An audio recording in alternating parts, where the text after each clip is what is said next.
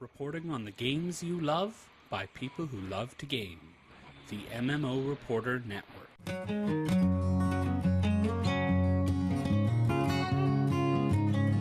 You're listening to the Happy Hearthstone. This show is brought to you by Doghouse Systems. Choose your weapon with Doghouse Systems. By Audible. Get your free audiobook and your free trial today. By GoDaddy. Put your website to work while you play. Hello and welcome to episode 36 of the Happy Hearthstone podcast, the longest running Hearthstone podcast in the history of time and space and cards. I'm your host, Josh Augustine, and this week I'm joined by Scott, hero of the people, Lance. Hello. Hello, Scott. It's good to have you here. Again. Yeah. You're on a longer streak than I am at this point. Yeah. Let's see. 2 in a row for me right now. How many you got? Just one. Yeah. Thank you. Yeah. Yeah. So I guess I should apologize to everyone for the break.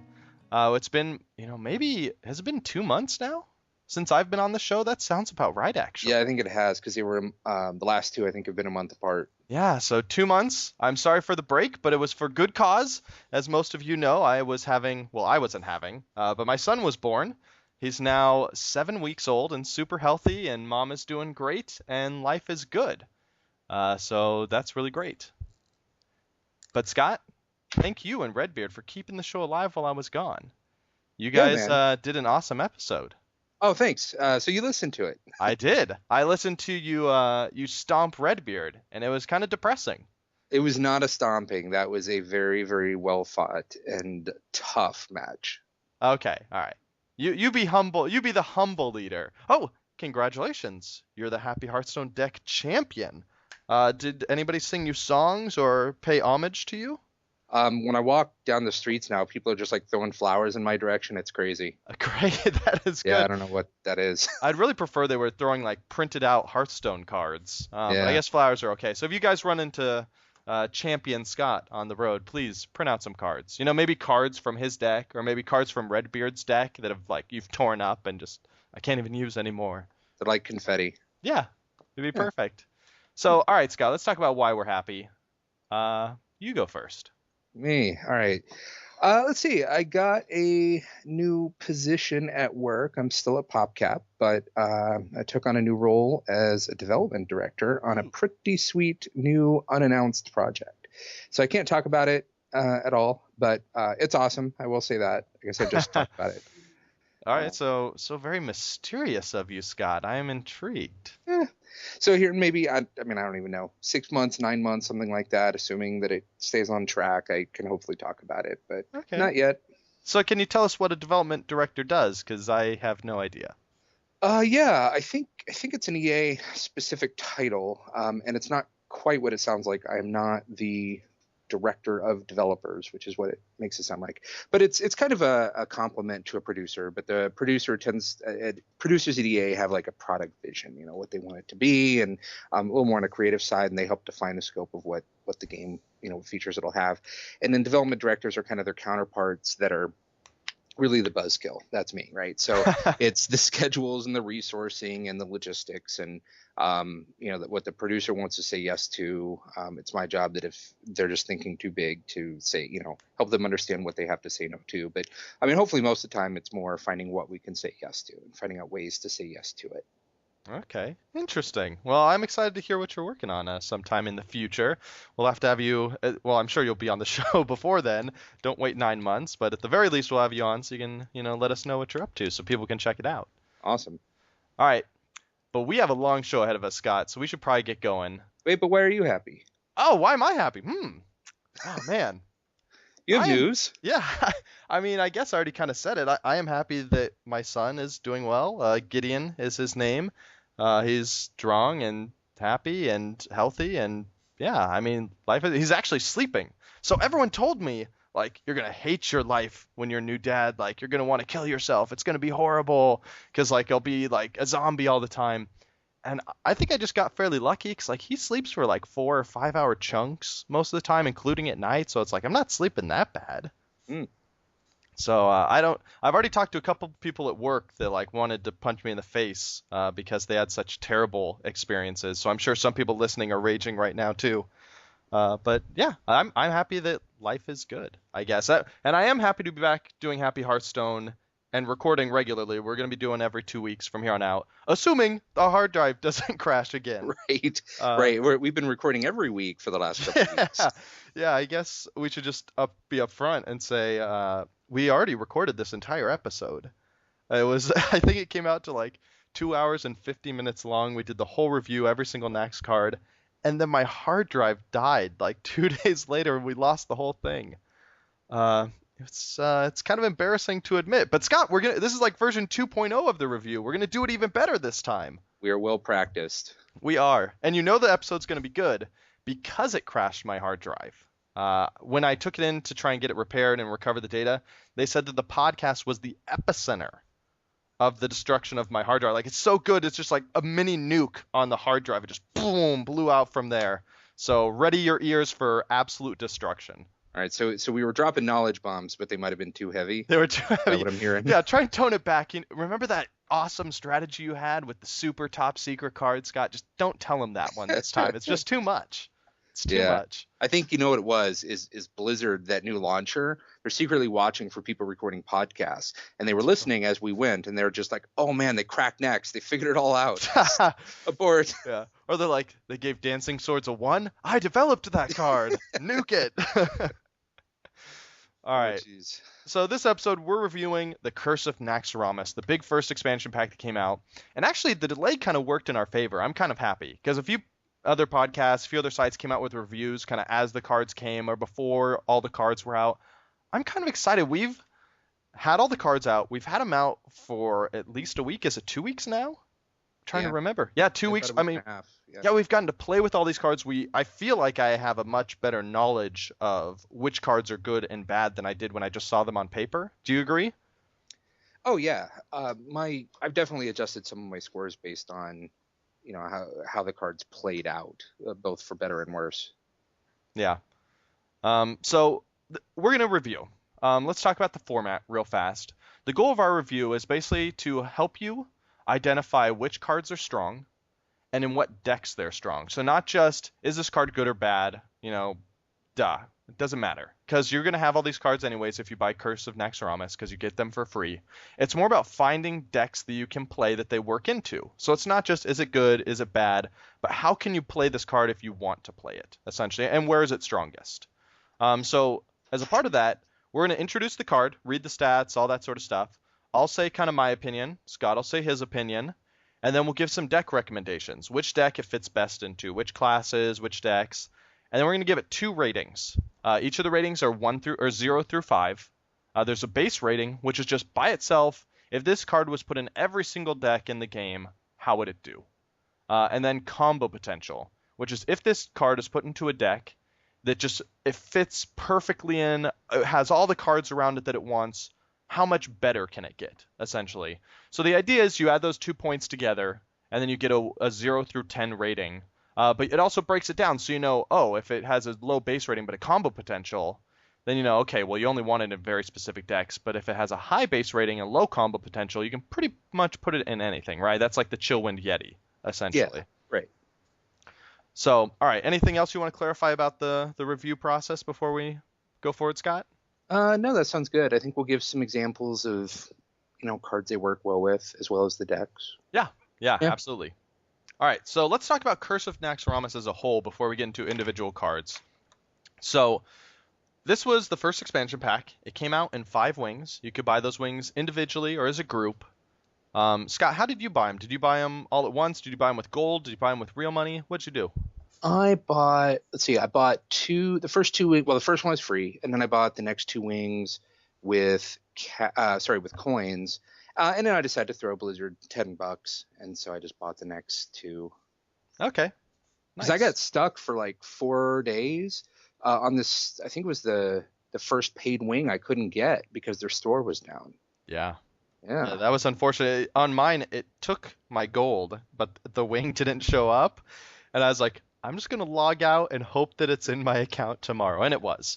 So, oh, nice. Yeah, it was. I mean, people were crazy excited. I mean, people still are pretty excited about it, right? But on day one, like, everybody I knew who had ever played Hearthstone was logging in to get this expansion pack. Yeah, if you look at the monetization charts from like App Annie for that game, man, they just spiked on the launch in Naxxramas on iOS. Sure. Yeah, Oh, because I know a few people kind of like you who kind of just had been looking to give Blizzard some money because they were enjoying the game so much, but they didn't really want to buy packs. And so they were eager, like, sure, they had gold, but they'd rather just give Blizzard money because they're loving the game. They want to support it. So I know several people who logged in just buy the whole thing with cash because they just want to, help Blizzard out and say thanks. Mm-hmm. All right. So overall, let's talk about the value of the pack. Let's talk about the solo adventure stuff. I love the campaign. It's really cool. I love the personality. Like Kel'Thuzad is like joking the whole time in every single fight, coming in with quick one-liners and stuff like that. Some of the mechanics and stuff are really unique. Like I loved how I can't even, I think it's Sindragosa, the one with the frozen gnome who's like terrified staring up at you. Yeah, I thought that was Saffron, but I'm bad with names. It could be. Yeah. Yeah, I can't remember. It's been too long, Scott. Too long. Okay, so and what did you think of like the class challenges? Were those fun? Well, yeah, the class challenges in particular, I thought. Well, the Hunter one is the one that really stands out because that was the web. I think every card was a web spinner, all 30 cards. Yeah. In your deck. Yeah.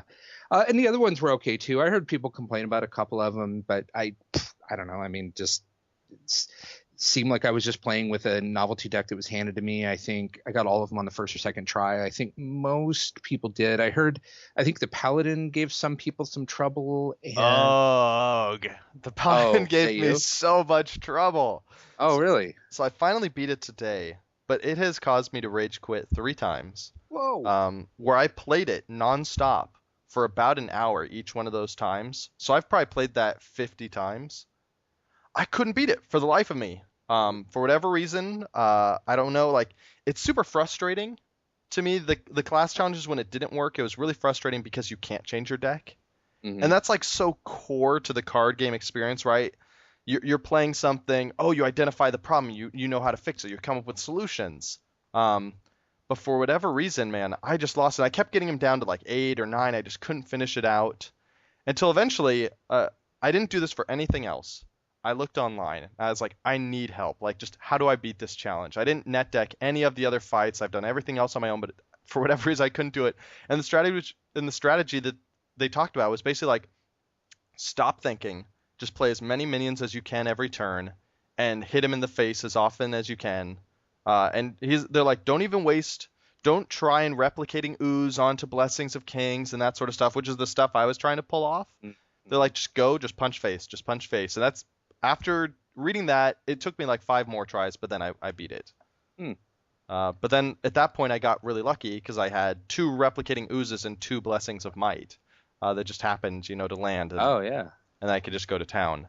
But man, other than that challenge, I loved the entire expansion. Yeah, I thought some of the bosses on Heroic were pretty hard. Yeah, I have not beat the very last wing yet, just the Saffron and Kel'Thuzad. But some of the others, I will say, I had to net deck one of them. I did. It was the Grobulus Heroic, I think. It was so hard for me. Yeah, that's the really gross-looking guy, right? That does the poison or whatever. Yeah. Yeah. Okay. Yeah. Yeah, it was rough. But I got all the other ones. Some of them, I think a couple of them, I like asked friends or on some forums or whatever with people I kind of knew online. Just said, well, what archetype did you use? Like what class, or like I used Frost Mage or Control Warrior. That kind of level of hint. And then I kind of ran with it from there. And then most of the others actually. I think all the others, other than those, I got myself. Yeah, I love that the heroics are so hard because there's not very much in Naxxramas, which is probably one of the downsides of the expansion, right? There's nothing that's really replayable. Once you beat it, you're done. Like, I'm never going to go back. I might go back and play that Hunter class challenge just because it's fun. Yeah. But that's really the only one I would ever go back and play again. And heroics don't give you anything you need, right? They give you golden versions. But it's not like, I don't feel like I have to beat all the heroics, right? Like I did with the class challenge, because that's how I unlocked the Paladin card. Like with the class challenges, like I played and played and played till I won because I wanted that card. But heroics, it's fine. If I don't win, I can just try again tomorrow. No big deal. Yep. Well, and you don't get anything for beating you get a card back, I think, for beating all the heroic bosses, and that's it. Oh, I thought you got golden versions. Nah, you have to craft those. Oh, you're right. I'm totally mistaken. Man, my brain is fried. I'm sorry, Scott. I'm sorry to everyone I just lied to. I'll try not to lie the rest of this episode. Well, and that's kind of a segue into if we want to talk about rarity for those next cards. So, this set is unique in that each of the cards that you get, they do have rarities, but since you just get them by winning the fights, the rarities don't actually play into how, rare they are. So, one of the few places where the rarity has any effect is on the gold crafting cost. So if you want to craft a gold version, they still are priced according to their, rarity. So that means the commons are pretty cheap to craft, but if you want like one of the legendaries, a gold version of one of those, then it's still going to cost you 3,200 dust, I think. Yeah. It's a lot of dust. It is. And then the only other thing that rarity affects is how often they show up in arena. Mm-hmm. Which can be kind of a big deal too. So it does mean that the legendaries are, not suddenly going to show up all the time just because they were easy to get for constructed. And then the last super minor thing that it impacts is dust value. So if you go on decks or sites like Hearthstone or Hearthstone, some of the decks will have dust values, and some people care about those, right? So the lower the dust value, the easier it is to craft, and that's been true up until now. This kind of turns that on its ear, because here you can have a deck with the Naxx legendaries in it, and those were easy to get, right? All you had to do was play for free and buy the Naxx content, which if you buy that the legendary was in, that's pretty cheap in terms of coins, and coins tend to be even easier to come by than dust. So that ultimately means that the legendaries are way, way, way cheaper than a normal legendary would be. But the sites don't know that. And so they just tally up their dust value according to rarity, and it makes it look like a deck is a lot more expensive than it is. Interesting. Can you actually disenchant the Naxx? I mean, I haven't tried because I don't want to.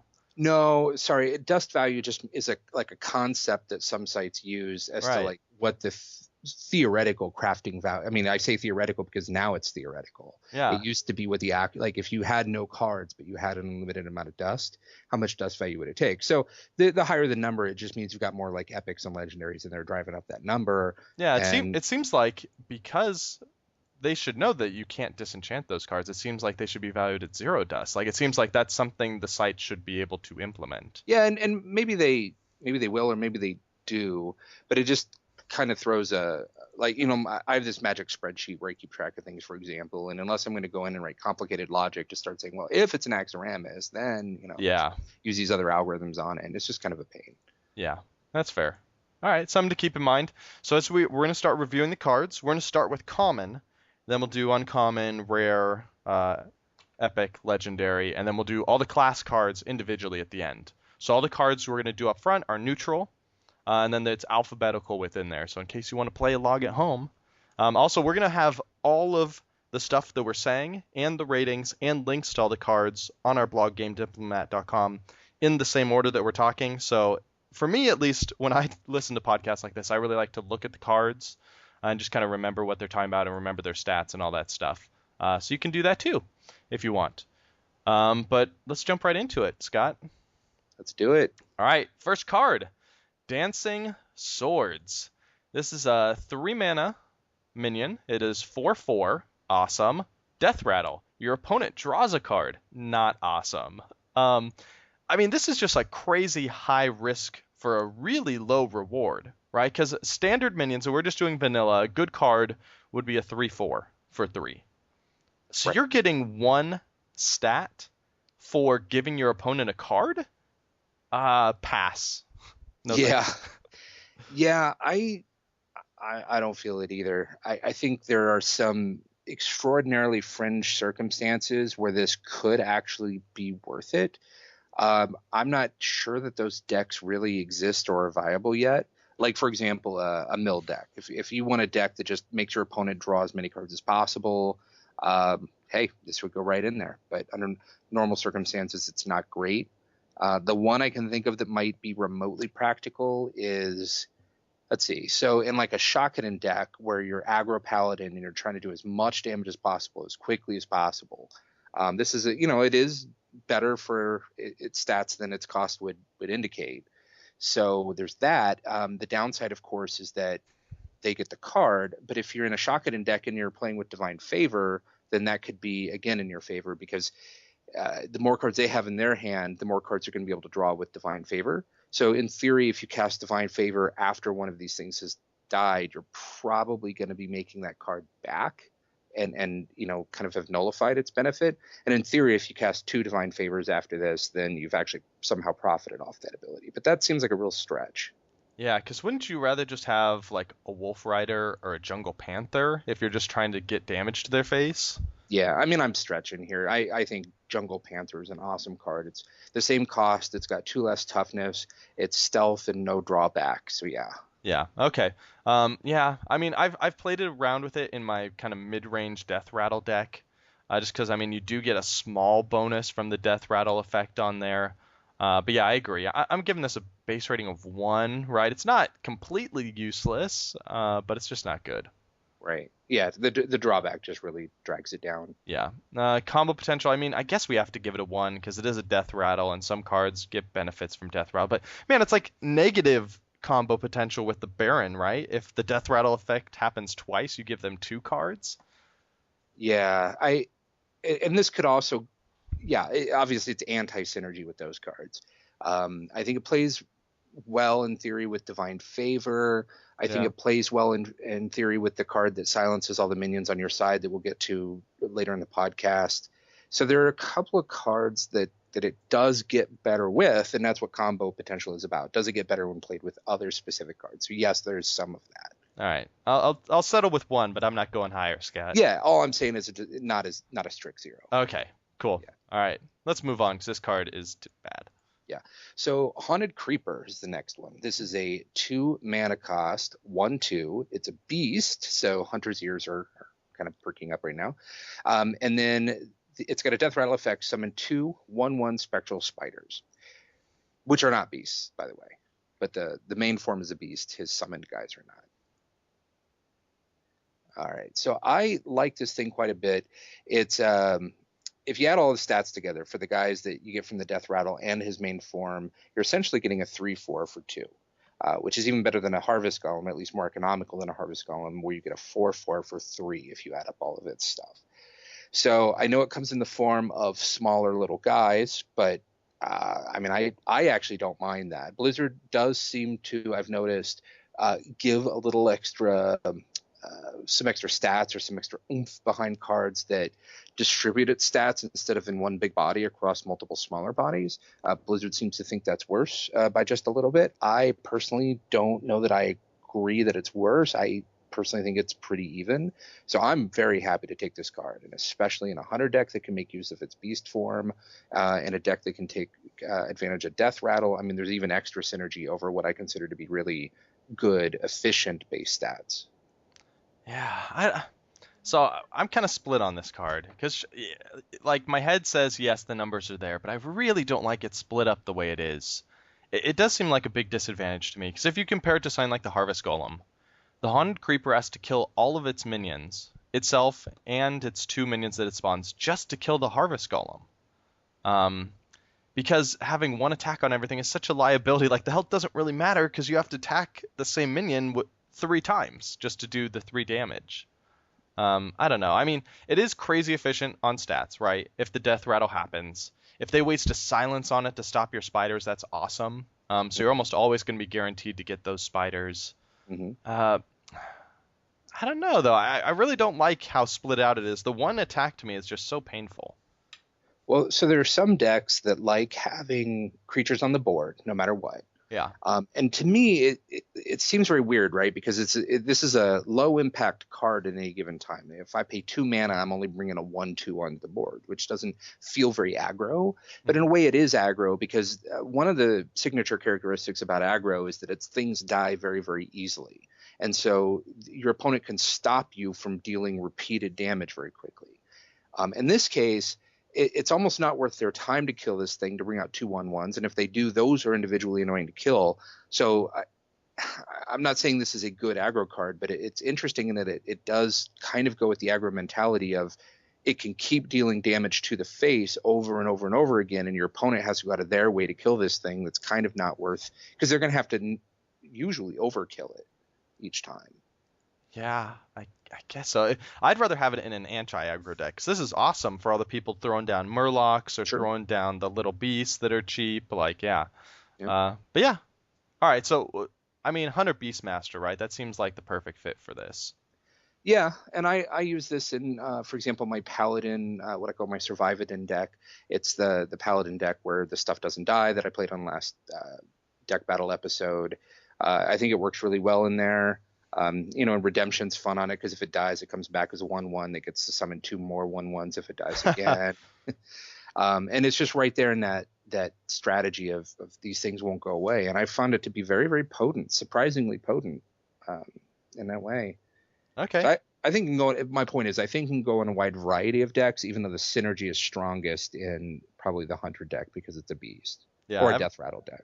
Yeah, I've actually been merging the two for a Hunter Death Rattle deck, mostly because the Hunter has this card, which works well with it, and it also has Web Spinner, which is a 1-cost Death Rattle effect. Well, and Mad Scientist was secrets, right? Yeah.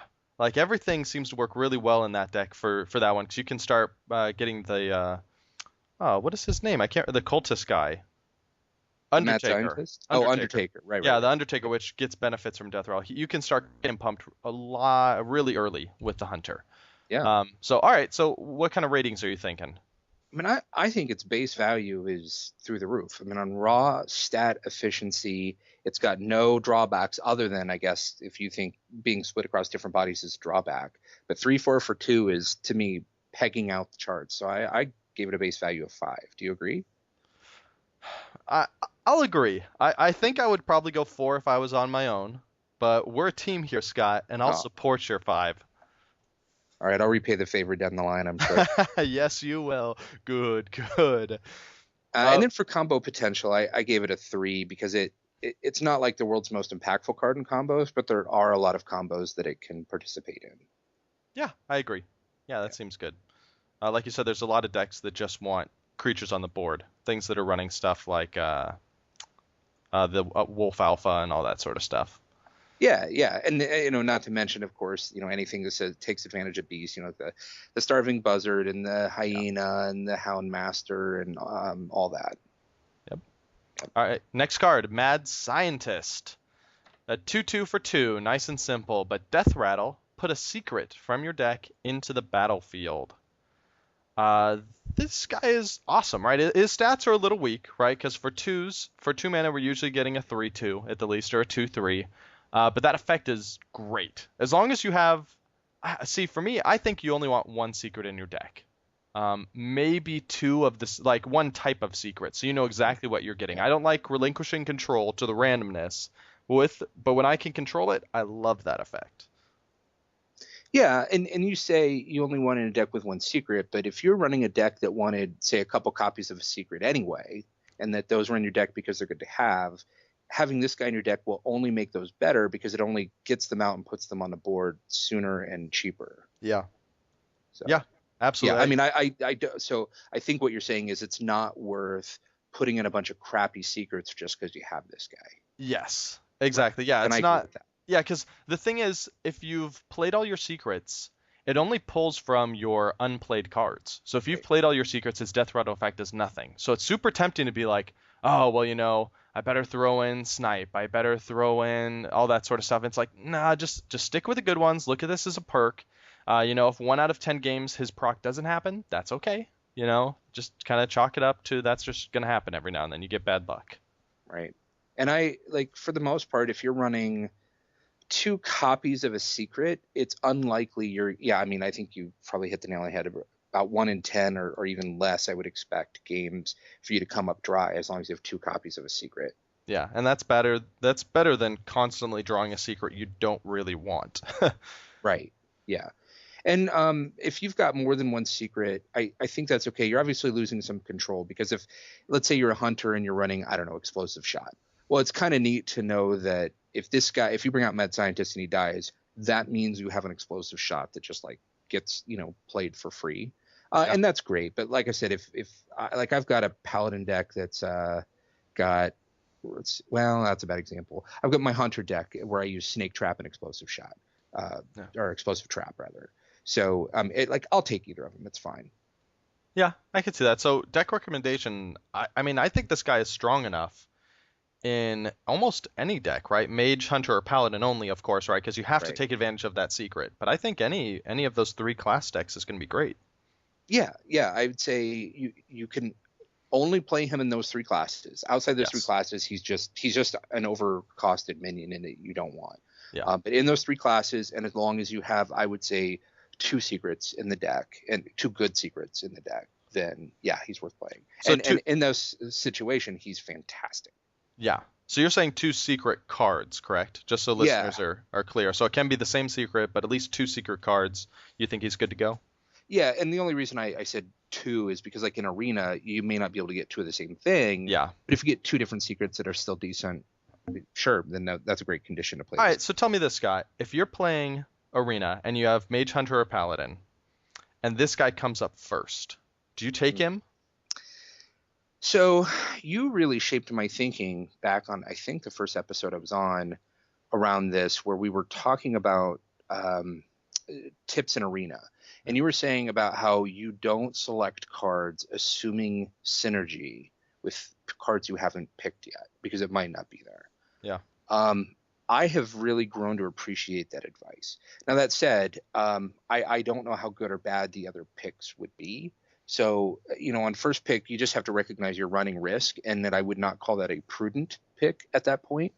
But I think it may be okay if the other 2 picks are especially bad, or if you're just of the mindset where you're sort of making a commitment at that point to pick secrets that you're going to tilt more heavily in that favor. Yeah. So, I mean, you can or you cannot, but if you do, you just have to recognize you're running risk, and that ultimately it might not pan out for you. Either you're going to make a subpar later choice, tilting in a direction to get more use out of this guy, or you're going to be skipping all the secrets because they just never came up, or they weren't the best choice, in which point now you've picked this guy as an overcosted minion. But luckily none of that's bad enough to like tank an Arena run. Yeah. Yeah, I agree. Even without a secret, if you don't get this guy, he's not bad enough. You're going to lose. He's still a 2/2 for 2, right? He'll probably trade with something. Yeah. Oh, yeah. All right, so base rating, I don't know. We had 1 here. I think I might actually go for 2. Yeah, 2 might be fine. I mean, I probably would have given him a 1.5 on my own if we were doing that. I think, because there are 3 classes where he's going to be great as a base rating. So I'm doing a 2. All right, combo potential, though, I think we agree. It's through the roof. And a deck that likes this guy, he is amazing. Yeah. All right. Yeah, because we said at one point that in another episode, I think the card evaluation episode, I said drawing a card is worth roughly about 2.5 mana, and there are reasons for that, and I can go into another time perhaps. But given that it's worth about 2.5 mana, then you add the mana cost for the card. I mean, you don't even always have the opportunity to pay to draw cards, and here you're getting all that for free, right? You're getting roughly, 3, 4, 5 mana worth of stuff for free. It's fantastic. In a mage deck, that's 5.5 mana. Yeah, worth of value there. For a minion that only costs 2, and you got a 2/2 body out of it. It's insane. That's crazy. All right, so I think we have our watermarks here already. Haunted Creeper got a 5 base rating, which is the highest rating we can give. So that's what we're saying is one of the best vanilla creatures, essentially. And then the Mad Scientist has combo potential of 5. So this is the watermark for combo potential. Do you think that's true? Yeah, I think that seems pretty reasonable. Now we'll just have to find some zeros. Yeah. Well, I think this next one may be able to help us out, Scott. Why don't you introduce him? Poor Nerubar Weblord.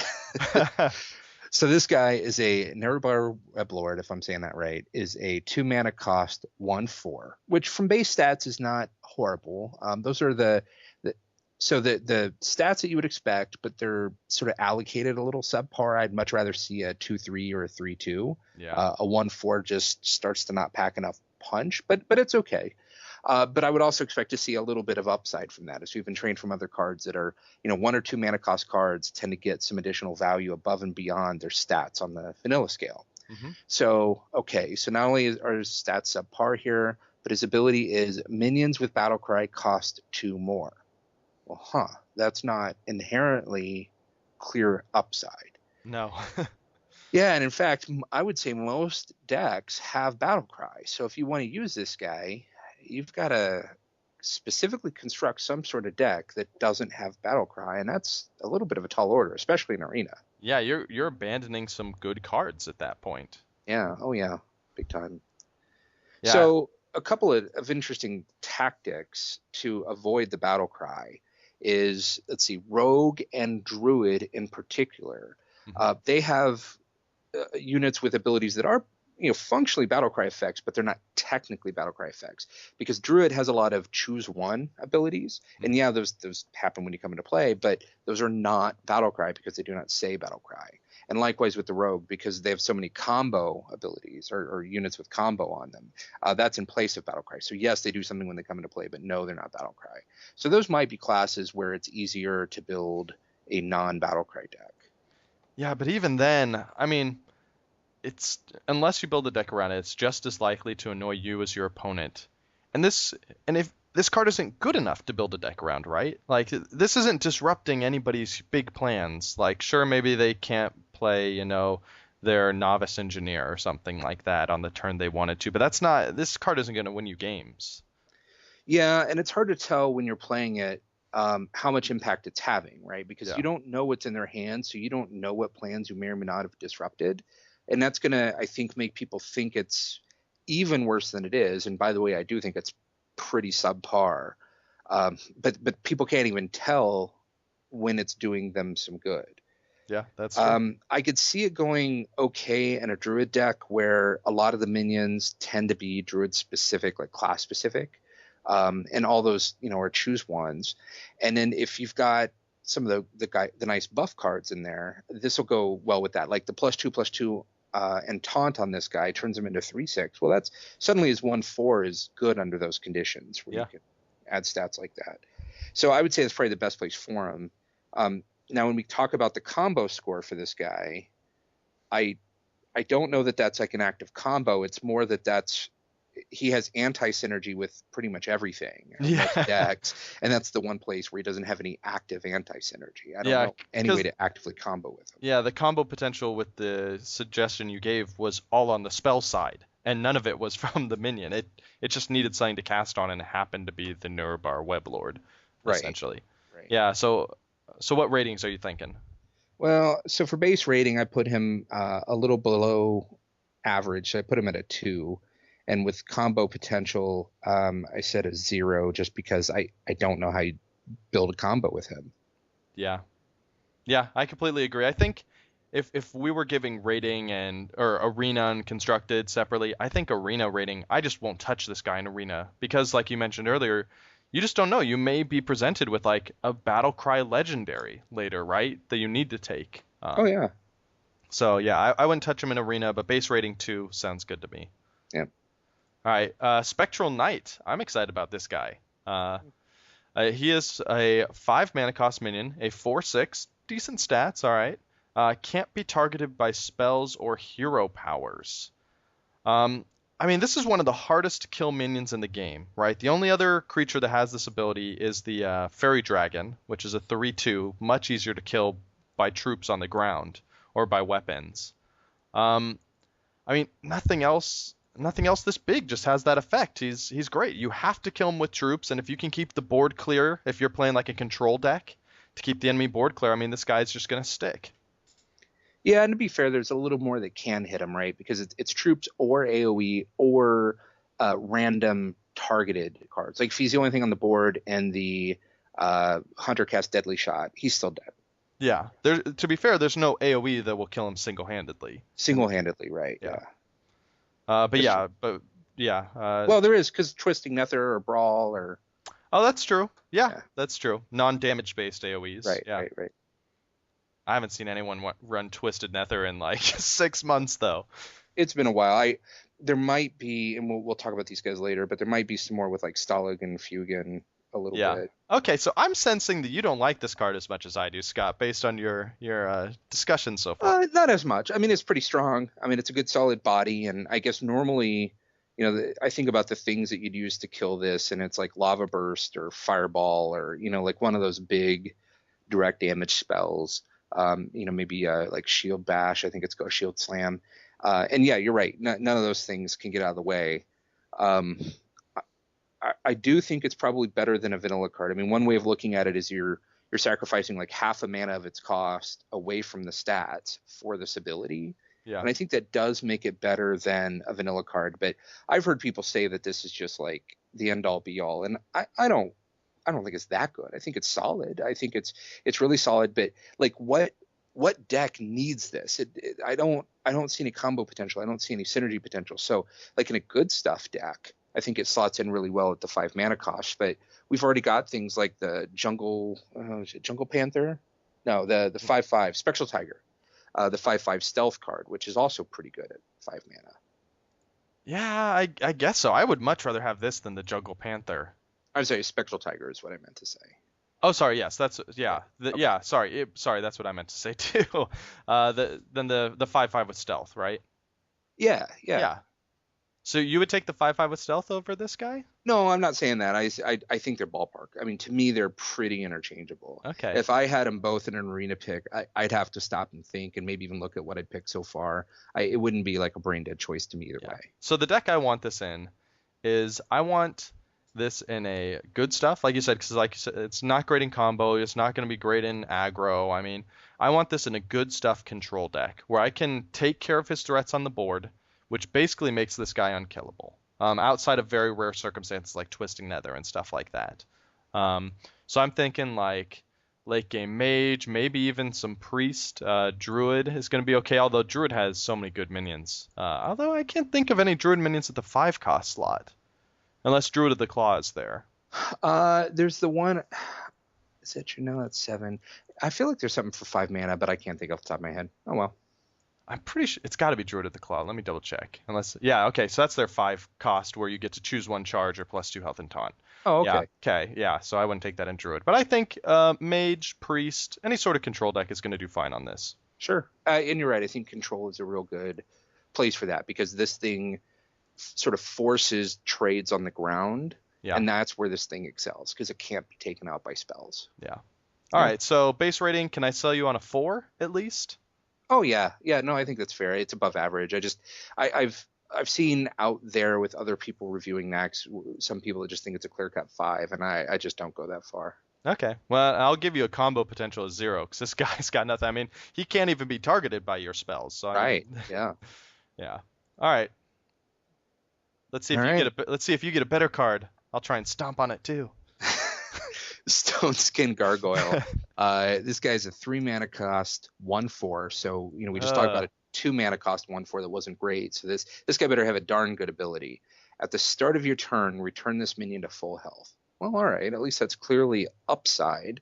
Mm-hmm. In my experience, though, that this guy's just too easy to kill. I mean, to just come out and say it. Yeah. So on his own, he's just too easy to kill.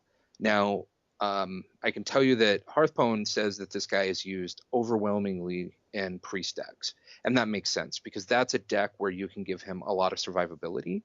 I could also imagine using him in a Paladin or Druid deck in particular where you can, like, say, give him Taunt, make him a lot bigger, let's say Blessing of Kings or something like that. But if you're just planning on playing him as a 1/4, I think you're in trouble. But if you can, like, double this guy's health or better, and if you can use an Inner Fire to then pop his power up to match it, you're talking about a powerhouse. And if you can give him Taunt once you've given him a few more hit points, I think this is a card that if you can give him Taunt and if you can put some buffs on him, it is possible to create some board states where he will win the game. But in most collectible card games, once you start talking about, say, a 3-card combo, which is at least what it takes to get this guy up there, those are meant to be combos that can take over a game, right?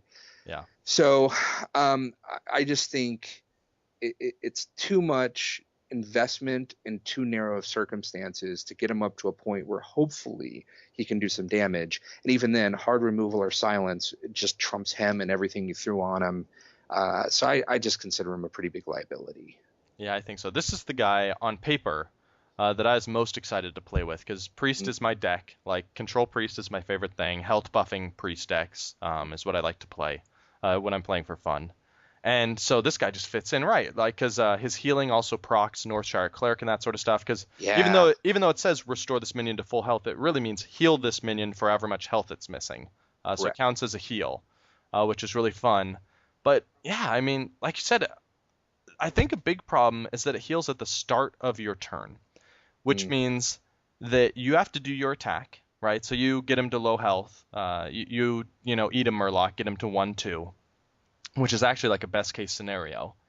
And then you have a 1/2 on your side that they could pretty easily kill. Like, they have to choose to let it live for it to restore up to health. If it was at the end of your turn, like, okay, I'd be much more on board with this guy.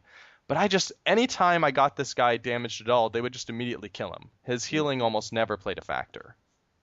Right, and to a degree, I mean, if you're not buffing them, who cares? I mean, like, when there's a 1/4 on the board, I usually just ignore them unless it's like a demolisher. You got to worry about the thing he's lobbing over to do 2 damage to a random thing. Yeah. But this guy, like, who cares? Okay, so it fully heals, so you got this insignificant guy that, what are you going to do? A point of damage to me or one of my minions every once in a while? Like, I'm not concerned. You spent 3 mana on that. I'll actually use my 3 mana to do something significant. Yeah, I agree. So deck recommendation, I mean, just control Priest, and even then it's kind of more of a trick than real power.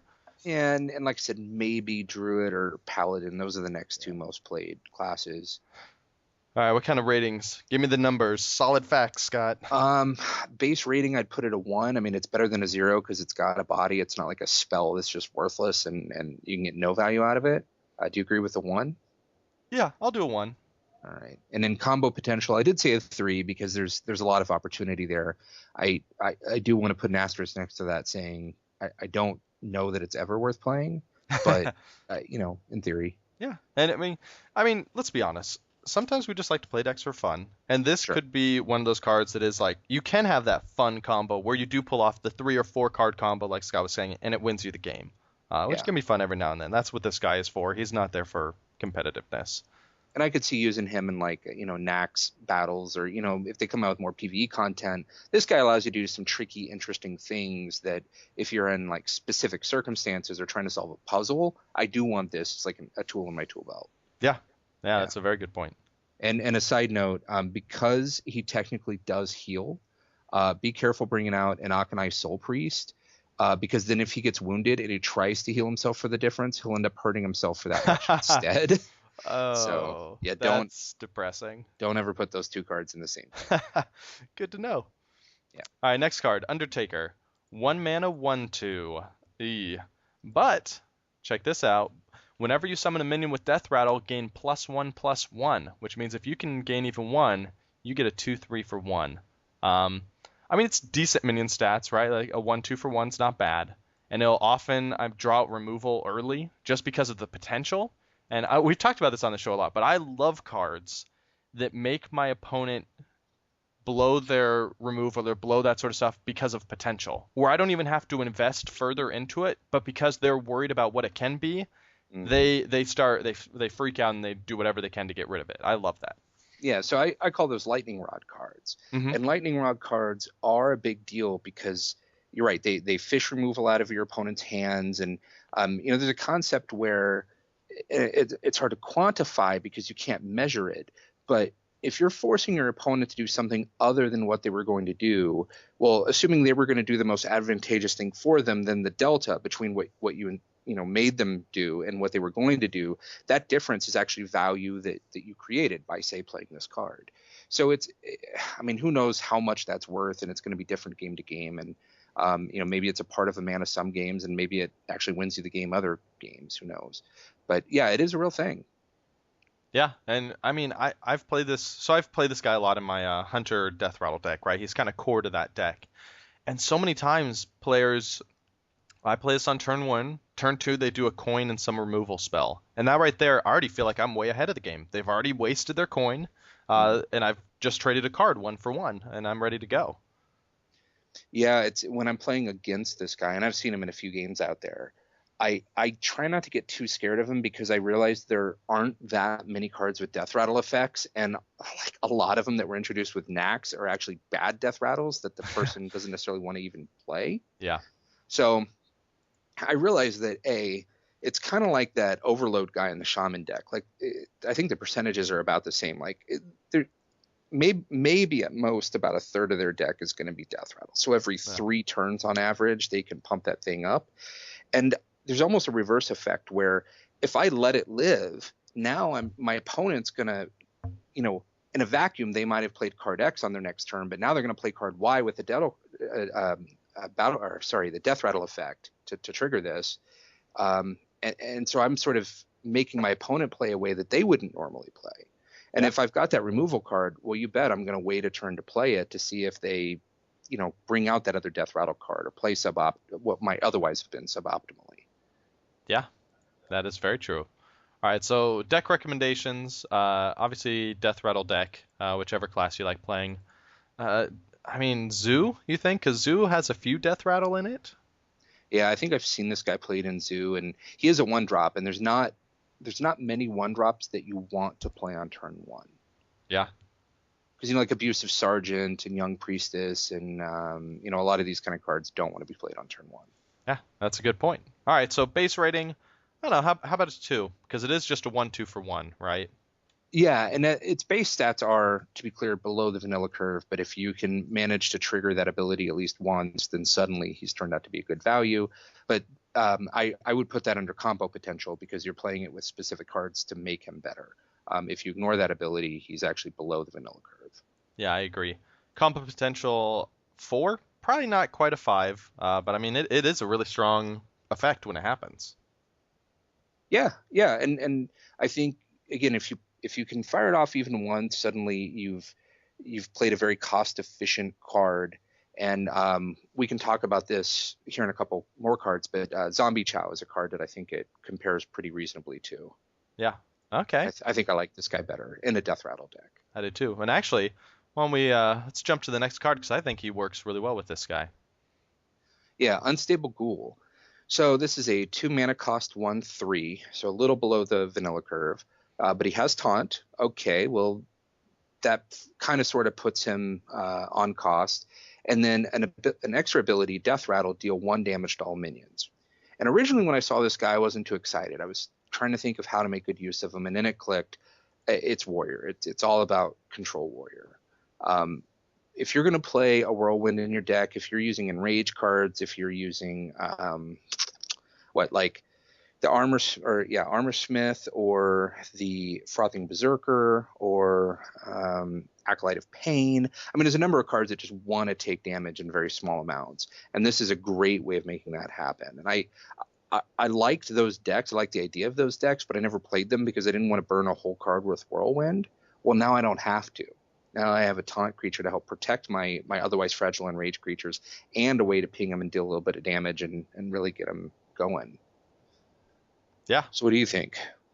I like this card more than you. I totally agree. Oh, wow. All the Warrior stuff is great. I like it just as a general pick. It's an amazing anti-aggro card. And aggro is becoming less popular now because of how many anti-aggro cards are in this set. Yeah, a lot.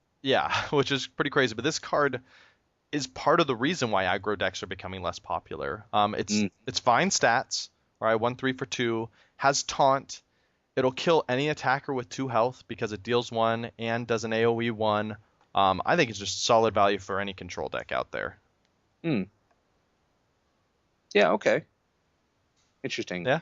So I would have been inclined to give it a base rating of 2, considering in most decks, his stats seem just a little below the curve, and his abilities as much as a liability as it is a bonus. But are you saying you think he's better? I think it's better for a control deck. I don't think it's really a liability because on assuming you're dropping this guy kind of early, right? You don't have much on the board that's going to have low health as a control deck. You're going to have big beefy dudes, or you're going to have nothing else on the board. So, yeah, I would go higher than a 2. But Scott, you're leading the charge on this one. Your name was at the header of this card, so you get to make the final call. Yeah, I want to call him a 2 unless you feel strongly, and I could even see giving him like a 2.5. We're not falling into the half Yeah. point trap, Scott. All right, stick to a 2. Just All remember that I gave you this one because I'm going to call back for a favor later. That's fair. All right.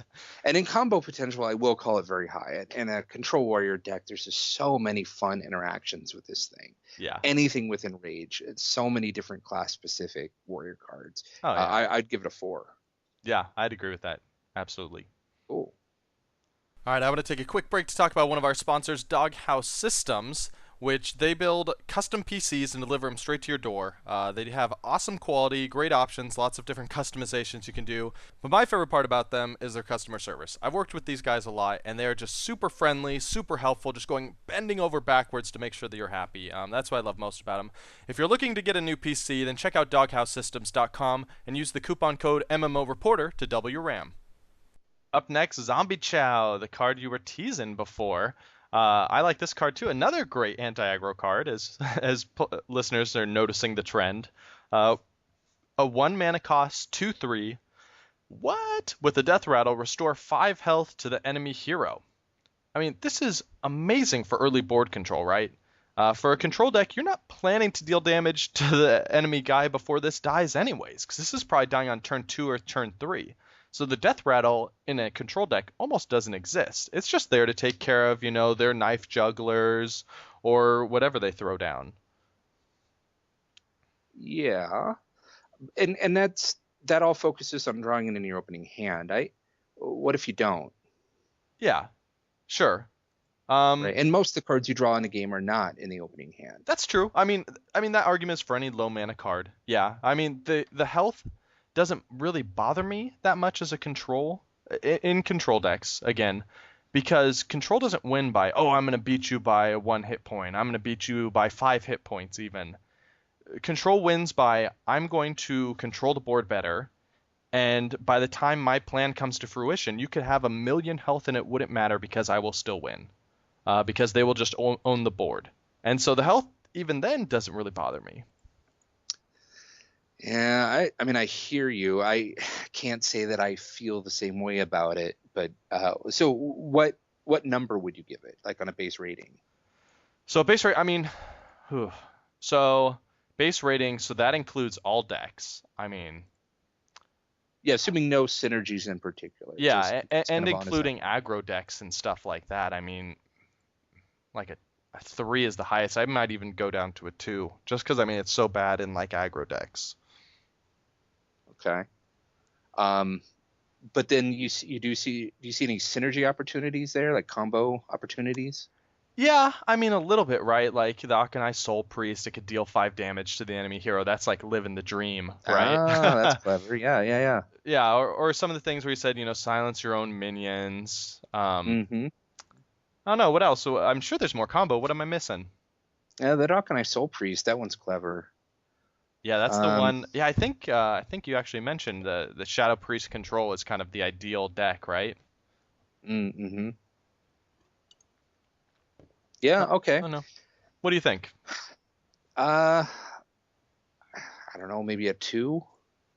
Because that's like one specific deck, and we're talking about silencing it. So I don't think he brings a new ability to the table that you can make use of, other than especially that Akanai Soul Priest combo. That one's heavy. That one's cool. Yeah, I mean there is some combo potential, just in the fact of you drop this guy in turn 1, you drop a 2 costing buff, and he's huge, right? At that point, it's gonna be really hard to get rid of him, just because on turn 2 you can make him into as a druid a 2 or a 4/5. Well, that's true. Yeah. So there's some potential just in getting those beefy stats on the board early. Well, yeah, because 2 swings to that, and it's like, well, they can have the 5 hit points back. Yeah, yeah, exactly. Yeah. That's interesting. How do you compare this to the Undertaker? So the stats are the same, but, well, if you can get 1 Death Rattle card on the board with an Undertaker, it becomes the same stats, but without the drawback. But the drawback was that you had to play a Death Rattle. So which of the 2 would you rather have? I would much so assuming that there are other Death Rattle cards in the deck, I would much rather have the Undertaker. Mostly because of what we talked about, where it's the Lightning Rod effect. Nobody's going to Lightning Rod this guy, right? Because they're going to say, well, he can hit me 2 times and I'll kill it and then I get my health back. No big deal. Right. No one's worried about this guy. But yeah. What do you think? Yeah, and with Zombie Chow, he seems like a late game liability. I mean, I think what you were alluding to is that in control decks, you kind of don't even bother swinging for the face until you have overwhelming board control, at which point you can kill them pretty quickly. Yeah.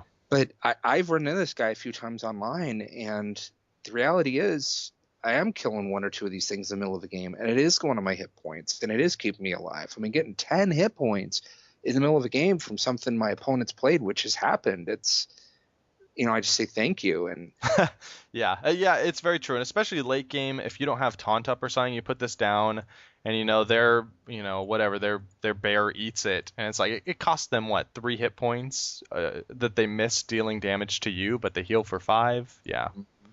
Okay. All right. So are we okay on, do we even want to do a base rating of 2? Or I still like 3. I don't know. Yeah. Well, he is above curve. I mean, for 1 mana, getting somebody of his stats, that's very reasonable. Okay. All right. So base rating 3, combo 2. Are we good? Sure. All right. Ship it. All right. Yeah. That's a little game industry humor for you. Ship it. Okay. Death Lord, 3 mana, and he's a 2/8, which is insane. And not just a 2/8, he's a 2/8 taunt. Outrageous. So you gotta be asking yourself, what's the drawback here? And the drawback is his Death Rattle is your opponent puts a minion from their deck into the battlefield, and that is pretty heavy drawback. That could be a Ragnaros, that could be a King Crush, that could be a Tyrion Fordring. Yeah, and in theory, it could be a Tyrion Fordring on turn 3 or something like that, where you have nothing to answer it at that point. I mean, it could also be an Angry Chicken or Murloc or something. Yeah, but who's playing Angry Chicken? Come on, Scott. It has to be in their deck. Let's not get crazy. True. Yeah, that's true. So I look at this thing and I say, well, it's worth about 4.5. Well, it's worth about 5 mana from its cost, and it's only looking at its stats and taunt. That's about 5 mana's worth of ability, for a cost of 3. So its ability, is that worth like a 2 mana savings? And that's hard to say. I think without using it in any combos, it's probably not, because just giving them the minion card, let alone the casting cost on that card as well. Yeah. The card itself is worth, I think, the 2 mana. Now, if you can use this to protect other things that you're doing that has an even higher cost, sure. But I think in general, I would withhold this for very specific circumstances where you can take advantage of it. So let's talk a minute about what synergies there might be. I don't know. What do you think, Josh? I don't know. It's so scary, right? Because you can think, oh, well, you could buff up its health, or in Priest, you could do Inner Fire to make it an 8/8.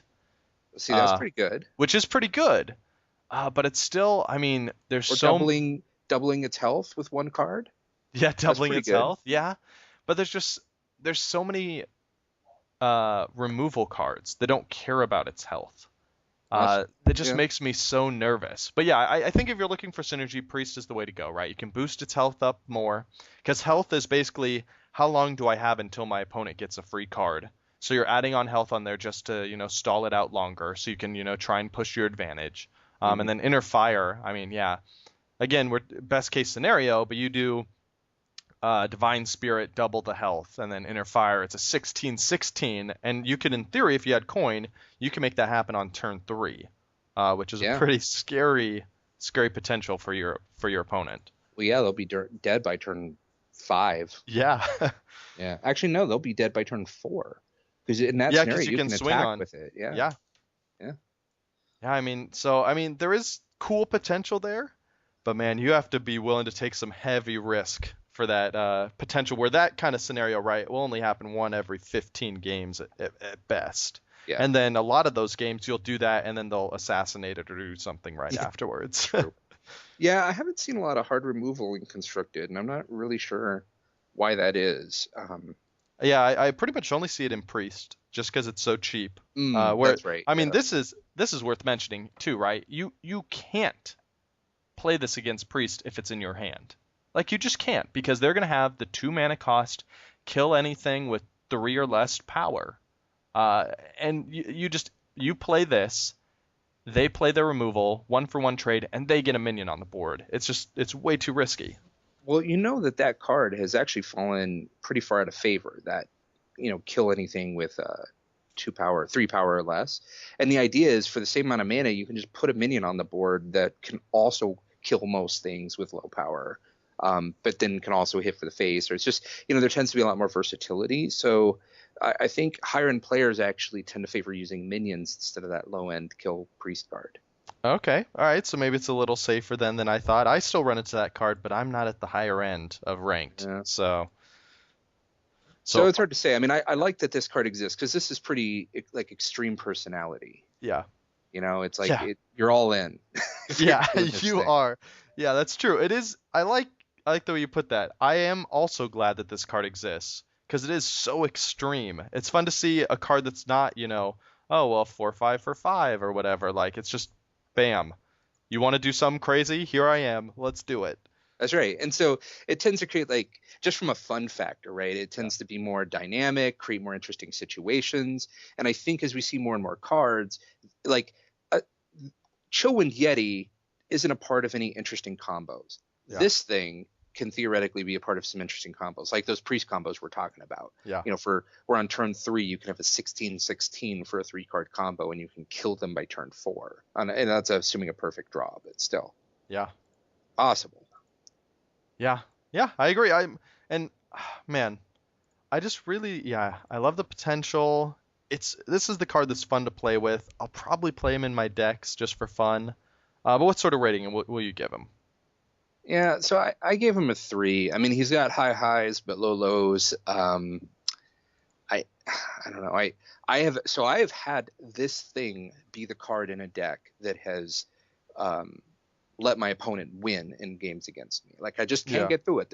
It's in a priest deck. They're healing it. They're buffing it. I'm like, oh my god, I can't get through it no matter what I try to do. I've also had games where they play this thing and I'm just like, thank you, and I just slap it down and get a card, and it doesn't feel like the win came from that exactly, but I won, and this certainly did play a big role in that. So I mean, I'd put it right in the middle of the spectrum at a 3. You got to understand you're not exactly playing a low variance game if you're playing this thing. I mean, you're going to win some more and lose some more. Yeah. Yeah, I'd probably agree with that. I mean, it's like so many cards in this, right? Like if I was rating these cards, 3 months ago, 2 months ago, I'd rate them all higher because of how popular aggro was. And this just is great for anti-aggro. Because they're usually running cheap minions anyways. So what? They're going to get a 2/1 on the board for free? Whatever. That's fine. But aggro is just, I mean, there's so many good anti-aggro cards that this guy has to compete with so many cards for a slot now. And it's just, yeah. I'll go with 3. I mean, I would say like a third of the cards in the set are just blatantly anti-aggro. Yeah. Really good as that. Yeah. All right. So I'll go with 3. What do you think combo potential? I said 2. You can silence it. You can buff it. This is a really good target for silence. This may be worth just running silence minions. Yeah. Silence minions are always good to run for your opponents. But if you can silence this thing, I mean, that's suddenly a 3 mana cost you're losing the taunt if you silence it. But even just a 2/8 for 3 mana is still highly efficient. Yeah. Iron Beak Owl next turn. I mean, that's great. Exactly. Yeah. So I'd give it a 2. Yeah, 2 There's some opportunity there. Yeah, I think so. 2 sounds good to me. Let's talk about one with even more higher potential, Nerubian Egg. Yeah. You said earlier you're looking for zeros base ratings. Here we go, buddy. It's a 2-cost 0/2 minion. That's all it does on its own. So there's your 0. That's spoilers, getting a 0 base rating. But he has a Death Rattle effect on it. Summon a 4/4 Nerubian. But because he's a 0/2, you can attack with him, and he doesn't have taunt. Your opponent doesn't have to attack him. But there's so much potential here, right? Like, this is the sort of card that you look at, and immediately your mind starts flipping through, okay, Abusive Sergeant, taunt. Like, it's just going through your head, what can I do to get the value out of this card? And when you can make it happen, this card is crazy efficient. Yeah, I've been playing this guy in my Shaman Death Rattle deck. So, a fun thing to do is just cast Reincarnate on him. And so if this guy's already on the board, Reincarnate basically reads 2 mana, get a 4/4. So that's pretty nice. Yeah. Any AoE, like if you're playing Warlock's got a bunch of cards that synergize with him really well. There's, let's see, the Hellfire will kill it. Yeah. Void Terror that kills the 2 creatures on either side. That'll kill it. Wait, no, I already said that. Twisting Nether will kill it. Yeah, Shadow Flame, which destroys it. Yeah. And... Although you won't really get a whole lot of damage off that one. Yeah, I did actually, one game where I've been playing this, I did, Uncontrollable Power? Or what's the name of that one? Yeah. Uncontrollable Power, and then I Shadow Flamed, actually. So I got a 4/4, or I got a 4-cost nuke across the board, and then it pops out as a 4/4 again, which is super fun. Oh, that's true. Using the Shadow Flame on something else. Yeah, not this guy, but something else. Well, no, I buffed it with Uncontrollable Power, and then gotcha. I attacked, and then I needed a big AoE. So I did that as well. So it actually got like 3 uses out of him. Yeah, that's a slick combo. Okay, so I think Shaman, of course, has a lot of buff cards. You got Rockbiter Weapon, you've got Reincarnate that works well with it, you got Flame Tongue Totem. So I would say probably like Shaman and Warlock are the biggest decks. I could see Warlock and Rage because Warrior and Rage, because Warrior has a lot of cards that can, as we've discussed, hurt your own things. Yeah, it's tricky because you need, Warrior and Rage, you need the cards that hurt it but also give it attack. Because, I mean, I would not want to rely on like Whirlwind or something, 2 Whirlwinds to kill this guy or anything. Right, but if you've got some combination of, say, Cruel Taskmaster, Inner Rage, Whirlwind, Unstable Ghoul, and we'll talk about this later, Death Spite. I mean, like, if you have a few of those in your deck, it's going to be easy to deal with 2 points of damage. Yeah. How do you feel? I've seen some people talk about using this as like anti-AoE to try and stop people from using AoE against them. Do you think that's viable? No, I don't. I mean, if it's worth playing because you've already got enough critical mass in your own deck to make it worthwhile, then I think it can have some of that effect. But I just can't imagine. I mean, I would rather pick, like, if I was a mage, I'd just be picking like counter spells or something. Yeah. Because I mean, that's going to cancel something. Whereas like here, you're not even going to cancel that spell, but you might get a 4/4 out of it, but it's a long shot, and they can play around it. Yeah. Like if it's on the board, they know they're giving you that 4/4, and it's because that's in their best interest to do under the circumstances. Yeah, I agree. All right. So base rating we already said is 0. Combo potential though, I think we got a 5 here, right? Yeah, I mean it feels through the roof in the right decks. I'll tell you, in that Shaman deck that I play, it seems up there, and I haven't played it in that Warlock deck, but it seems through the roof there too. Yeah. So this looks like one of those cards. It's awesome and constructed. Would you just never draft this in Arena? No, it depends on how much I have, because there's like Direwolf Alpha and Shattered Sun Cleric and Dark Iron Dwarf, and I mean there's a lot of stuff that you can get. It's just some classes have even more tools at their disposal. Right. How many of those cards would you have already needed to drafted before you would take this though? Because I wouldn't want any less than like 4, I think. Yeah, I was gonna say probably at least 5, and even then at 5, that means 1 out of every 6 cards in your deck is capable of making this thing, and like. If you don't get them in your opening hand, and you just top deck this thing, the odds that you've been saving one of those other cards for it are pretty low. So yeah, I guess you're right. In Arena, unless you've got, at least 6, it's probably not worth running, and maybe in Arena not worth running at all. That's possible. Okay. All right. Next card. All right, Sludge Belcher. I love this guy. Yeah. Actually, this guy and the what's that spider? The very first one we covered. Haunted Creeper. I actually crafted golds for both of these things because. Oh, nice. Well, A, I love them. B, they both go in my Paladin survival deck. And C, they both have two, because they both like summon different things when they get hurt. That means you get like the gold animated versions of two different pieces of art, which I thought was kind of neat. Oh, I didn't even think about that. So the little globule, he comes out as gold. What happens Yeah. in that art? I gotta know. Is there anything interesting? It's just a little slime. You know, it just Okay. kind of wobbles and weebles, and then they always have like little. But does he fall down? So here we've got a 5 mana cost 3/5 taunt, which for those playing at home is 1 mana more than a Sen'jin Shield Master. Tazdingo. But he's got the death rattle of summon a 1/2 slime with taunt, which of course is Goldshire Footman is a 1/2 with taunt for 1 mana. So you can kind of look at it as taking a Sen'jin Shield Master and a Goldshire Footman and putting them together for the same price. And so you'd say, well, why not just run those two other cards? And the reason why is that this is better because it only takes one card to get the effect of both of those. So you're kind of saving that 2.5 mana I always reference for the quote unquote cost of a card. Mm-hmm. Also, while we talked a little bit earlier about how, is it good to have creature stats or minion stats all in one body or spread out over multiple smaller bodies? And I think it's kind of a wash. But where I think it's a clear value add is in taunt. And the reason why with taunt is they have to kill that first. And so the more bodies with taunt, the better. And also with taunt, there are fewer options as to like how to attack it with or when to attack it, because you have to go through that first. And so that basically taunt minions often get overkilled. And what I mean by that is where somebody attacks it with something with more, power or attack value than it takes to kill it. And so, like people will often, if you've just got like a buffet of choices, like if Josh, you and I are playing a game and you've got 6 minions out, I'm going to choose exactly what to kill. And I'm going to have every point matter and every point go into exactly the thing that it should kill.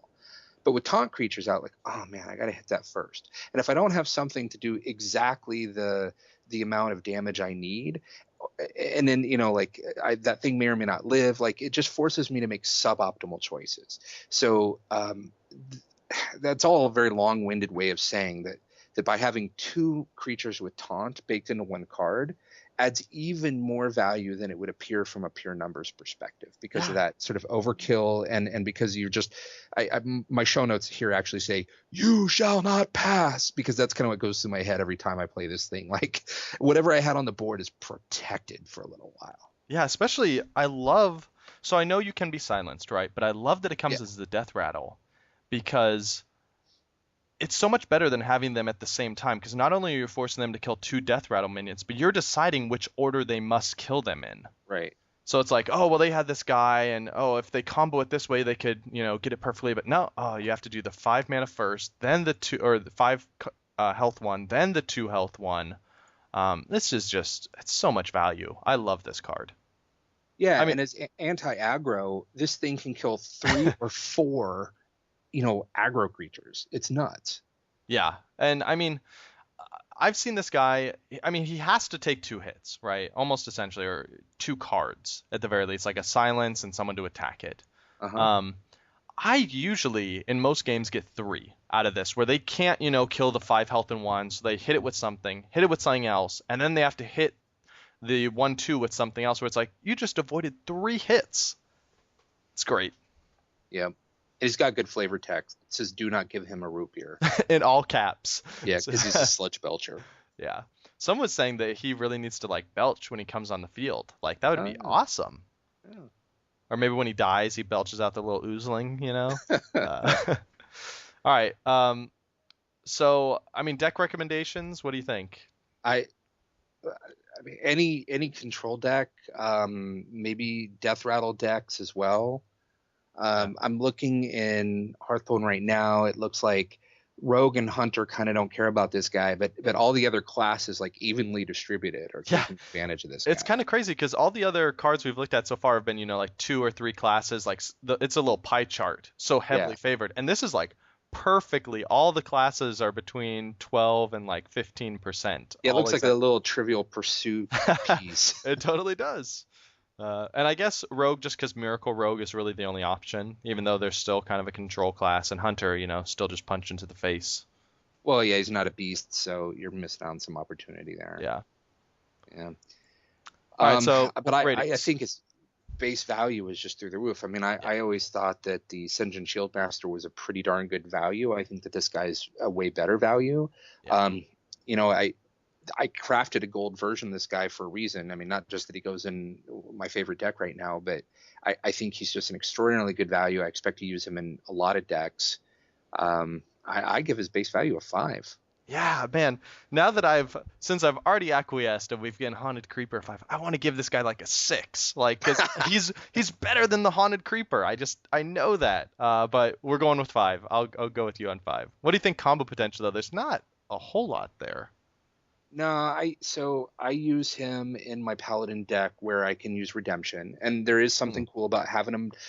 So taunt creatures play especially well with Redemption, because if you've only got one taunt creature on the board, unless they do some like spell shenanigans or silencing or something, you know what's going to die and you know what the Redemption's going to trigger, and it's rare that those taunt creatures have like death rattle effects or something else to make them worthwhile.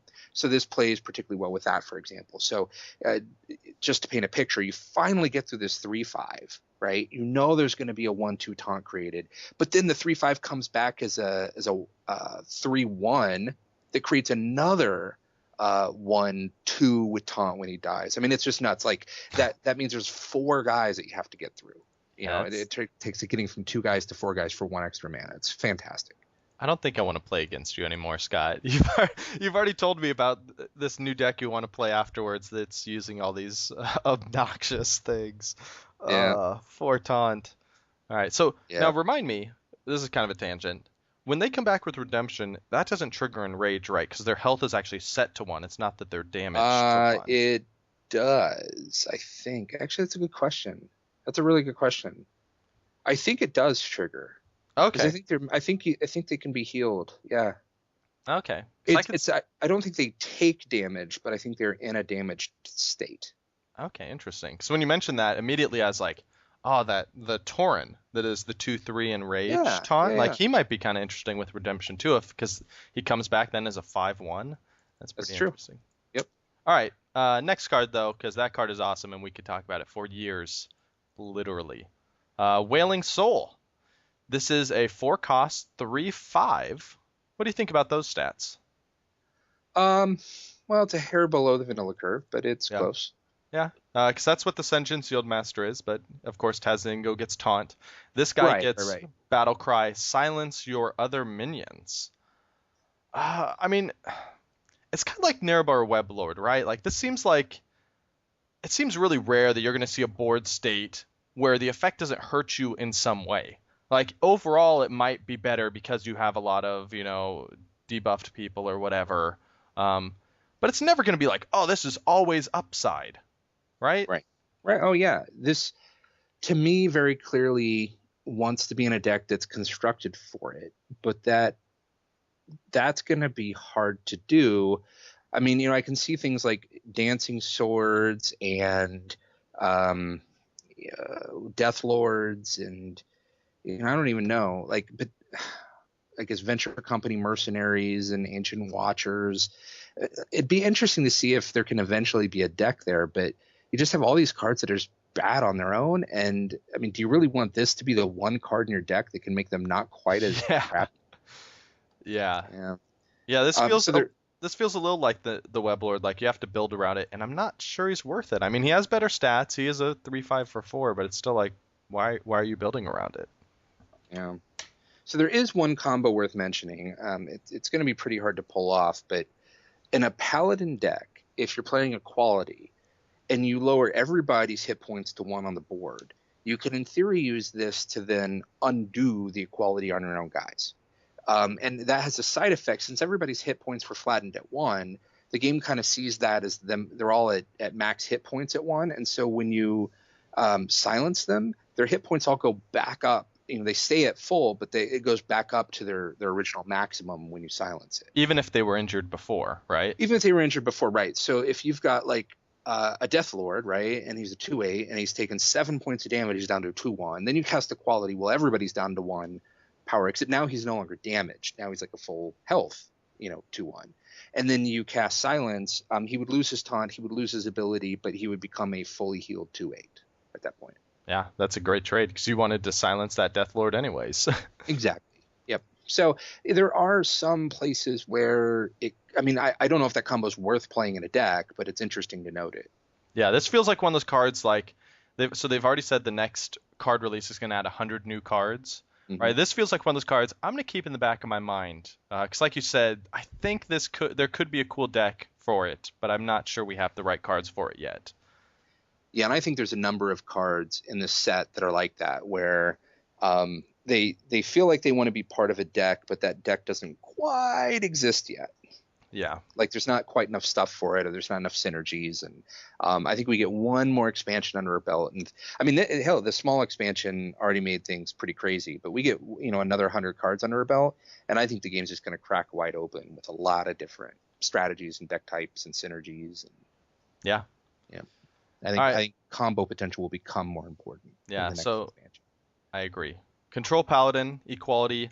Hearthstone also mentions that a lot of priests are running it. That's got to just be Death Lords and Ancient Watchers, right? Because so many priest minions I don't want to silence. Yeah, and I guess it'd give you a little bit of control, like if you had an Akanai Soul Priest on the board and you just wanted a way to turn him off without killing him. I guess you could do that. Yeah. Yeah. He's your off switch, this guy. Yeah. I don't know. That's an expensive off switch. But he is there. And it could be that it's a big percentage of, a relatively small number of people playing him. Yeah. Because I just don't. I don't. That's true. There's only 3 decks playing them, and 2 of them are priest. Yeah. All right. Base rating. I mean, we had a 1 down here, but he's a 3/5 for 4. I mean, that's not terrible. Yeah, I'd probably put him at a 2 base value because his vanilla stats are just a little low, and you got to assume that if you put him in your deck, I mean, presumably you're not like some, I don't know, like Death Rattle or ability heavy deck. Yeah. I do think that it's probably hard. Like you're going to have more cards that are affected by this negatively than the other guy that we talked about earlier. Web Lord. Yeah, that was Battle Cry only. Yeah. But yeah, I give it a 2. And in combo potential, I mean, there's that equality combo, and then there's a few cards that we talked about. Like some of them are heavy drawbacks, like the Venture Company Mercenary and Ancient Watcher that you really do want to be able to silence. But unless you're playing that deck, there's not a whole lot. So I'd say maybe a 2. Yeah, I'll go with 2. Okay. I'm good. All right, next up, Echoing Ooze. I love this one. So 2 mana cost, 1/2, which on a vanilla curve is bad, with a battle cry of summon an exact copy of this minion at the end of the turn. Now that's interesting. So if you assume no other shenanigans, this is still a 2/4 split across 2 cards for 2 mana, which is above the vanilla curve, as long as you're fine with it being split over 2 cards. And in fact, comparing it to like, what's the name of that guy? He's a 2/1 that comes into play with a 1/1. Oh, the Murloc Tidehunter. Yeah. So this is strictly better. I mean, slightly different stat allocations, but you get a 1/2 instead of a 2/1, and then you get a 1/2 alongside him instead of a 1/1. And so people play that Murloc. Isn't this better? Well, but they're only playing it because it's a Murloc. I don't see anyone playing it outside of that. Okay. Yeah, I do an Arena sometimes. Yeah, because I don't think it's bad. I think it's a fine card. It's fine. Yeah, in Arena you're forced into sketchy choices sometimes. Yeah, that's true. But still, I actually think this is above the vanilla curve. I think it's solid. And then the upside with shenanigans is huge, because if you can buff this on your turn somehow, you kind of get that double applied twice, right? Or that buff applied twice, right? Like Blessing of Kings on this thing, he turns into a 5/6, and then he splits it to you in the turn. And you got 2 5/6s. Yeah. See, Scott, this is another one, and it's funny because it's actually similar to Haunted Creeper, which we also disagreed on. Like, I see the potential here, but I just don't like it. It's super high maintenance, and the big thing for me is it forces you to make bad decisions. such as playing buff cards on, playing buff cards, not cods. You're not playing fish.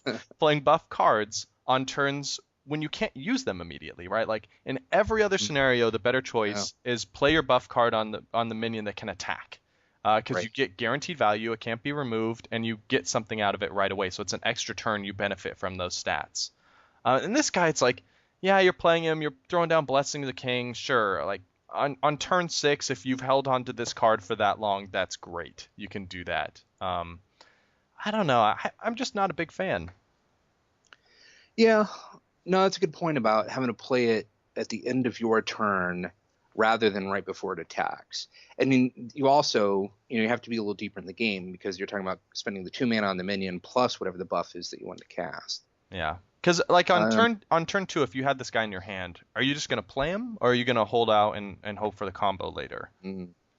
Yeah, it's good. It's a good question, and I suppose it depends on whether I know I'm playing a deck with those combos. Yeah. And whether or not I've got another acceptable play on turn 2, because if so, you might as well wait on this, hoping you draw into something. Yeah. Yeah. Okay. So that dampens it a little bit. But that said, I mean, your point stands. It's a 2 mana for 2 1/2s. On its own, which is still pretty decent. Right. And I realize that's not like, I don't know, it's not some ultra thing, but if what your deck wants, I mean, if you're playing Frostfifth Warlords or Stormwind Champions or, any one of the number of things that gets benefit from having multiple cards, this seems really strong. Yeah, especially because a lot of times what you want in those decks, you want your minions to last till next turn, because that's when you're going to play the trick that makes them strong and then attack. And these are the sturdiest minions you're going to find for 2 mana. Yeah, that's true. It's true. So rating. I'd say, I mean, to me, base rating, I'd call it a 3, which we've been treating as average. I mean, in my mind, it's just like a hair above average. But because, on a 5-point scale, I guess 2.5 is technically average. And I think it belongs there. I think I like the idea of it being at a 3. Yeah, 3 is fine to me. Yeah. Okay, and then combo potential, I mean, I think there's a lot of potential there. Just, I mean, any buff whatsoever you can cast on your turn, and its effect is doubled, and that seems pretty nifty to me.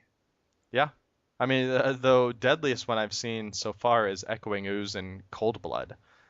Which is a 3-turn, and then you got 2 5/2s on, or I mean, I guess with coin you could do it even earlier. Yeah. But yeah, I mean, the potential's there.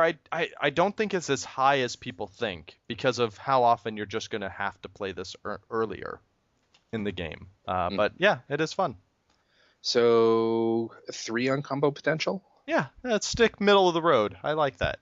All right, done. All right, next guy, Shade of Naxxramas. It is a 3 mana cost minion, 2/2, but with stealth, and at the start of your turn gain +1/+1. So the first turn you attack with it if he lives, assuming, which he probably will because he has stealth, he'll be a 3/3. I think you rarely leave this in stealth beyond 3/3, right? I've heard some people say like, oh, I'm gonna play it, on turn 2 with coin, and then on turn 8 it's gonna come out as a god. It's like, well, you just wasted a ton of turns with that guy in stealth. Right, and there may be some games where that's the right thing to do, and I think playing it by ear makes sense. And if in that game holding on to it, I like having the option of doing Yes, that is very true. It is great to have the option. I think most of the times it's just going to be a trading machine, where most of the games where I've enjoyed this guy comes out, trades with a 2/3 the first time it comes out, and then they can't kill the next turn because their board is empty, and then it's a 4/2, and then you trade with something that has 1 health or 1 attack, and then it just kind of each turn it just keeps gobbling something bigger. Mm-hmm. Yeah, exactly. Questing Adventure is a card that if it gets out in front of everything else, it can just live forever and dominate a game. And this strikes me as a card like that, where if you can bring it out and get it into a position where you're like trading everything else and it becomes the biggest thing on the board, then I think this can really tilt a game in your favor.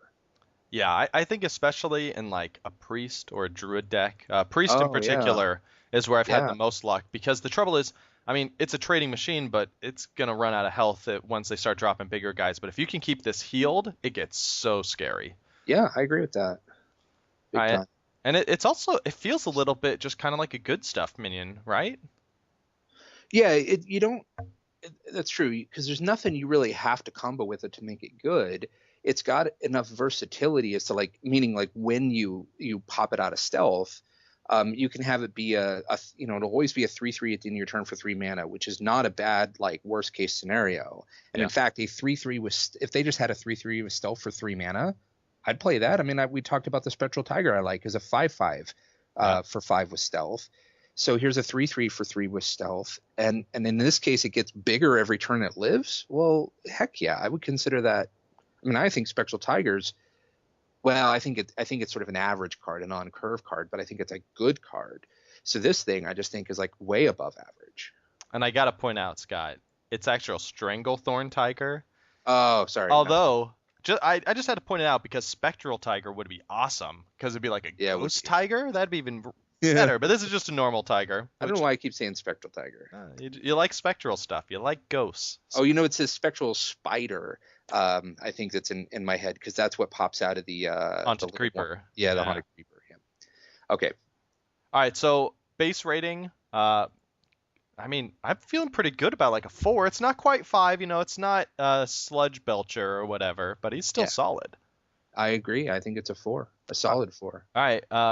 Combos. I mean, I can't even really think of one that helps this guy. Any more than any other minion, right? Right. I mean, you don't want to silence him. I mean, I guess healing's nice on him, but healing's nice on most minions. Yeah. So I don't know that there's any meaningful combos. All right, cool. So let's give it a 0. I mean, that's great. This is a good stuff minion. You can draft him safe in Arena. You can toss him in almost any deck and be happy.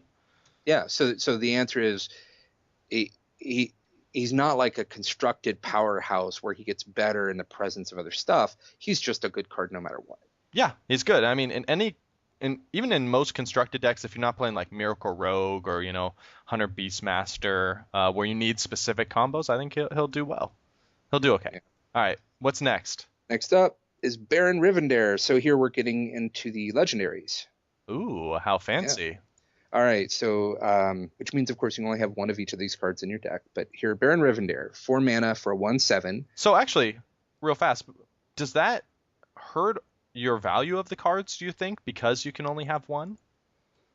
Good question. Not necessarily, but I think what it does mean is that cards that have a higher base rating are fine, but cards that have a higher combo potential, because you can only have one in their deck and it's not as reliable that you'll draw them, you can't count on their synergies as often. So it's sort of fine if they go in a deck where there's synergy already there and they add value, like sure, by all means use them. But you don't necessarily want to build a deck around a legendary because the odds that you're going to draw them are substantially worse than a non-legendary. Yeah, that makes a lot of sense to me. So base rating, just as good, but when you're listening to us give the combo potential ratings, just keep that in mind. Yeah, I would say, I mean, we'll give it the same number as a standalone card, but in your mind, you should sort of dampen it a little bit and realize that it's not going to pack the same punch and that you should never really build a deck around a legendary. Yep. All right, so 4 mana cost 1/7. So those are A, it's below the vanilla curve, and B, it's a bad balance of those stats, right? Like you get down to 0 or 1 toughness or power, and you don't really want that. Yeah, the only worst balance of these stats would be like a 7/1. Probably true. Yeah. Especially, so this guy does have an ability that you do want to stick around the board, which is your minions trigger their death rattles twice. So they were nice enough to give it a lot of health. If this game doesn't really have like enchantments or artifacts or something, this is almost as close as they get. Like he's not really going to do a lot in combat, but he's just around to add an ability. So I think this is one of the cards they showed off early on about the set, and that everybody was like, that's awesome. It's a game changer. Death rattle's so cool. Yeah. And I think in practice with this guy, it's a 1/7. Yes, it's a lot of health, but it's pretty easy to kill because you can attack it with relative impunity. Like the things that pounce on it to kill it probably aren't going to die in return. No. And there's only one in your deck, so building a death rattle deck for this guy isn't particularly viable. You kind of need a death rattle deck anyway.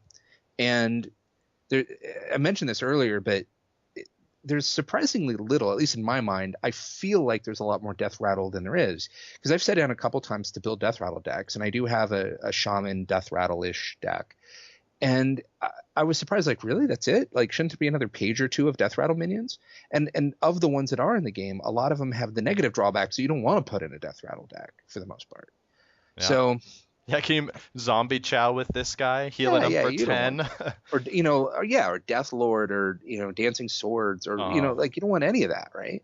Yeah. So I want to give this guy a fairly low rating, because I feel like, well, certainly at base stats, our base rating, he's just, if you're ignoring the ability, which would only be used for combos, he just dies very quickly. And I think in practicality, even in a deck that wants him, I had him in my Death Rattle deck for a while, and I just took him out. He was dead weight. He wasn't performing. He wasn't reliable. Yeah, I had the same experience. I think I played like 10 games, and I think in one of those games I was able to play him and then trade a Death Rattle minion. It's like, okay, I got a second Harvest Golem, right? Like, I got the second 2/1, but it's like, why did I pay 4 mana for a 2/1? Right. It's just, this is the card. Like I said this with another card earlier, where I was super excited early on, the Gargoyle. On paper, like, because your mind starts racing with all the combos, right? Oh, and even like looking in the comments, right? It's all these best case scenarios where it's like, oh, I gave an evil laugh when I comboed Baron Rivendell with 2 times Nerubian Eggs and Sun Fury Protector. Like, okay, sure, yeah, you got a bunch of 4/4s. Like, enjoy your other 99 games where he's terrible. Yeah, it's true. But yeah, I agree. He looks much better than he is, especially because he's a legendary, right? We already said the combo potential is harder to pull off. You can't count on it. All right, so how low are you thinking of going? Are you going to a 0? Nah, so for base rating, I did 1. I mean, he is a 1/7. I mean, he's got a body. To me, you need either 0 attack, or you need to be a spell with like no impact on the board on its own in order to get a true 0. Okay, yeah. So he can do something. Like, he could trade with a bunch of aggro minions, for example. But combo potential, I put it a 5. I actually wonder if I want to back off from that a little bit, because just in practice, he doesn't really carry his weight. I think it's more of a theoretical 5 than a practical 5. Yeah. Like if there are more Death Rattle minions, say in the next expansion, I could see that Death Rattle deck finally hitting critical mass, and then this guy really earning that 5. And I think his ability is capable of it. I just don't think the card set that exists today supports it. Yeah, if that makes sense. Yeah, let's give him a 4 and then a future 5, which someday in the future we'll agree to up his score. How about that? Right, sounds he good. has to earn it. Yep. Done. All right, next card. Another card that has to earn it. Fugan. He is a 5 cost. Oh, never mind. I love this card. I thought it was the other. I thought it was his brother or whatever. Yeah, so this guy doesn't have to earn it. He's earned it, and I will argue you till the ends of the earth, Scott. All right. He's a 5 cost 4/7. Death Rattle. If Stalog also died this game, summon Thaddeus. So just for reference, we'll go over Stalog later. But Stalog is another guy, 7/4 for the same cost. He's a legendary as well. And Thaddeus is an 11/11. So that's what actually. Do we just want to talk about these guys together? Yeah. Let's just. Oh yeah, let's do it. All right. So Fugan is 5 cost 4/7. Stalog is 5 cost 7/4. Whenever they die, if the other one has also died, you summon an 11/11 for your side of the board. And I mean, you want to talk dream scenarios, right? Like Baron Rivendare. Bam, you get 2 11/11s. I love Fugan. I hate Stalog. I think 4/7 is just such better allocation of stats than a 7/4. Do you agree? Without question. And so the sweet spot, when we talk about the vanilla curve, it's interesting because it's not just the total of the stats, right? I mean, that's one measure, but the other measure is how are they balanced? Yeah. Because obviously if they have like 0 power, then I don't care how many toughness it's got, it's a worthless card. Unless it had some sort of ability or something. So yeah, a 4/7 is really, really solid. And it turns out it doesn't get killed by like those priest cards. It doesn't get hit by the big game hunter. Yeah, fireball. It barely survives. Yeah, it survives Fireball. Like most of the like hard removal cards in the game that have any sort of conditions on them don't actually get this guy. So plus he's just like most things in the game have 4 toughness or less, generally, or way less. Yep. And so he can trade and kill probably like, I don't know, 2 or 3 things with the average guy on the board. I mean, a Chillwind Yeti will survive, a Boulder Fist Ogre will survive, but I mean, those are pretty rare. I mean, you got to be talking about a pretty expensive card that can stand up to this guy, and most of those cannot kill this guy in 1 hit. Yeah. So how do you compare this to the Chillwind Yeti, which is you're paying 1 mana more? Let's ignore the effect, right? You're paying 1 mana more for 2 health. Do you like that trade? I do. I mean, I'd take a 5/6 as well, but I think a 4/7 is fine. Okay. Yeah. Awesome. Now, for some reason, I thought you didn't like this card. Have you changed your mind, or am I remembering this wrong? I think you're remembering it wrong, because I mean, like, this is essentially on par with the strong vanilla creatures in the game, and I think that's great. Now, if we're talking about the other one at the same time, the 7/4 suffers from what I call Corehound syndrome, right? Which is like a 7. I forget how much it costs, but it's like a 9/5. Yeah. And nobody plays that thing, and it's because it's too fragile. Yeah, 4 health, I mean, it's so low. There's so many just removal spells in the game, or cheap minions, even charged minions that can kill this guy. Yeah, it's a liability. The Stylog, the 7/4. Yeah. I mean, would you play it to chase that 11/11 possibility? Yeah, so under normal circumstances, no. And I think what we're saying is that Fugan is worth playing on his own. But you treat him like a Boulder Fist Ogre or a Chillwind Yeti. I mean, really in that sweet spot between the two. Yeah. But he scratches the same itch. He's a vanilla creature. Now, if you're playing him anyway, then you got to ask yourself, is it worth playing a 7/4 for 5 mana? And the answer is, well, probably no. But is it worth playing a 7/4 for 5 mana? That, in some games, will give you tremendous upside. That's a little more interesting. And there are some crazy combos that you can pull. Because you mentioned the Baron Rivendare, to fire it twice. But there are some tricks, just to go over them very quickly, especially in Warlock. If you can kill them at the same time, because they both die, and then their Death Rattle effects start triggering, both Death Rattle effects, when they're looked at, the other one has died. So they both summon a Thaddeus, giving you 2 Thaddeus.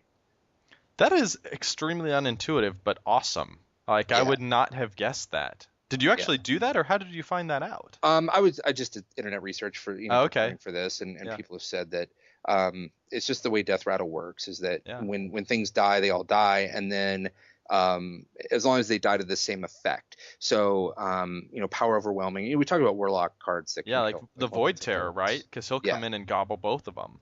Right. So he eats 11/11 worth of stuff. So he gets 11/11 bigger, and then you get 2 11/11s beside him. I mean, that's like the dream. Because then you've got 11/11, another 11/11, and like a 14/14 or something ridiculous. Yeah. And then trying to think of some other combos. So Duplicate, right? The Faceless Manipulator, like any ways to create more copies of these, because the effect reads, just so everyone knows, if so and so has died this game, not even if you controlled, if your enemies died.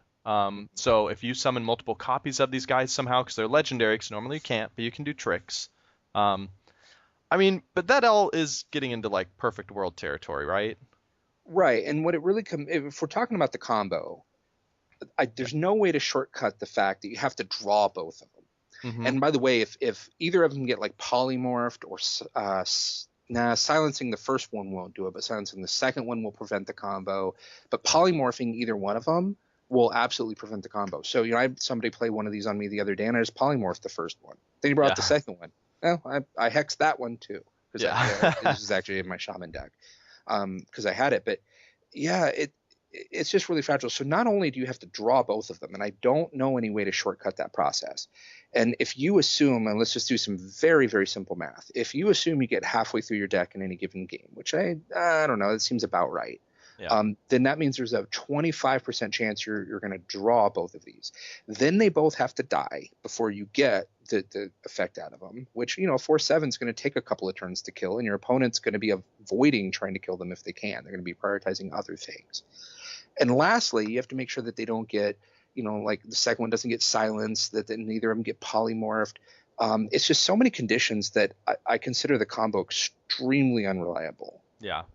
So I've been playing both these guys. Actually, I just removed Stalog from my deck. I think I was playing him in my priest deck just for fun. Because I have one deck that's just, let's have fun and see if I can get cool combos. Yeah. And I think I've probably played maybe like 15 games. I've gotten Thaddeus once. And that's probably even a little bit lucky, I would guess. Yeah, so let's give him ratings. Let's give him separate ratings. Fugan, so he's the 4/7 for 5, the one that we said is good vanilla guy. Mm-hmm. I would probably go to a 5. I think you were trying to sell me on a 4 earlier. You still sticking with that? Yeah, because he's only a vanilla creature, and I think that there are other creatures that have upside above and beyond that, and he doesn't. You mean so like I think you mean like Haunted Creeper, that amazing upside? Scott? Okay, touche.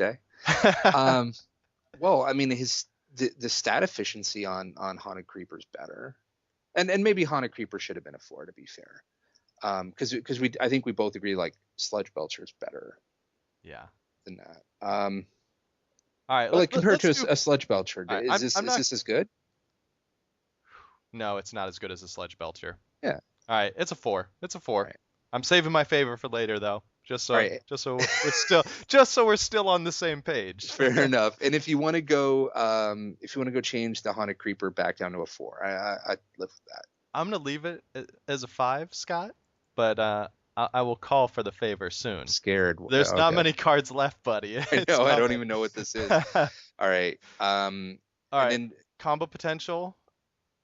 I mean, oh man, it's like a 1 because it is just so rare. But there is all the stuff like duplicate and all that stuff too. Well, so it's interesting. It requires a Stalag. Like it's not like it does combo with a bunch of different cards, but no matter what, you have to have the Stalag with it, which really I think reduces how frequently it can trigger. So yeah, I could see giving it a 1 because unlike other things, it has this condition where it's got to have this one other card to fire or there is no combo. Yeah. And it's additional cards above and beyond that sort of amplify that combo. Yeah. And the card that it needs is not a good card. And we've talked about before, like we don't want to be putting combos in our decks that are bad, right? We don't want to play a bad card that gives us good combo. We want to play 2 good cards that give us a good combo. Right. So with Stalag, I mean, its combo potential is going to be the same, so 2. But what do we want to say? Or wait, did we say 1? We dropped the combo down to 1. All right, so I'll make that 1. What do we want to do about the base value for Stalag? He's a terrible card, right? But we can't give him a 0 because he is a 7/4 for 5. Like in some cases, you'll just trade him away and you'll take something fatty with him. Right, and I mean to be fair, his stats are on the vanilla curve. They're just balanced a little suboptimally. I mean, we have a 1 here, but I'd be inclined to give him a 2 because it's not like he has bad stats. He just has badly balanced stats. Yeah, it's not his fault. He didn't ask to be balanced that way. So below average for sure, but I mean, it's not like he's worthless. Yeah, I'm on board with 2. All right, we're almost at the 2-hour mark. It's time for another quick break to talk about one of our sponsors, Audible. All right, so let's agree not to tell the other sponsors I said this, but Audible is actually my favorite of the sponsors. I just love what they do. So they host audiobooks, right? And if you have a long commute like I do, you know the value of good audiobooks. Audible does $15 monthly subscription free. You get 1 free audiobook download a month and then a 30% off anything else you buy. Over 100,000 titles to choose from, compatible with all your mobile devices. It's just super easy, super convenient, really high quality.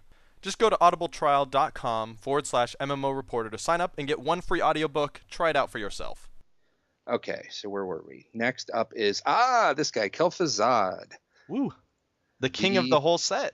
Yep, that's right. This and man, he's a powerhouse. So 8 mana. So I think it's the most expensive card of all these cards, right? Yeah. Most expensive thing in the set. So 8 mana for a 6/8. well, that's below the vanilla curve, but it's still pretty big. At the end of each turn, summon all friendly minions that died this turn. Holy crap. Yeah, at the end of each turn, not your turn or this turn, each turn. Yeah, all of the above. Yeah, and not And all minions, only your minions. Like this ability is worded like in the best possible way, right? yes, yeah. And so let's walk through that, because this isn't Fantasy Dreamland. This is how it will go. Assuming that you have minions on the board, and that's probably the biggest single condition, is like if you only have 1 or 2 minions on the board, this isn't as fun as it could be if you had a ton of stuff. But all right, let's say you got minions on the board. You throw them at your opponent to trade. That's what you do. You try to trade.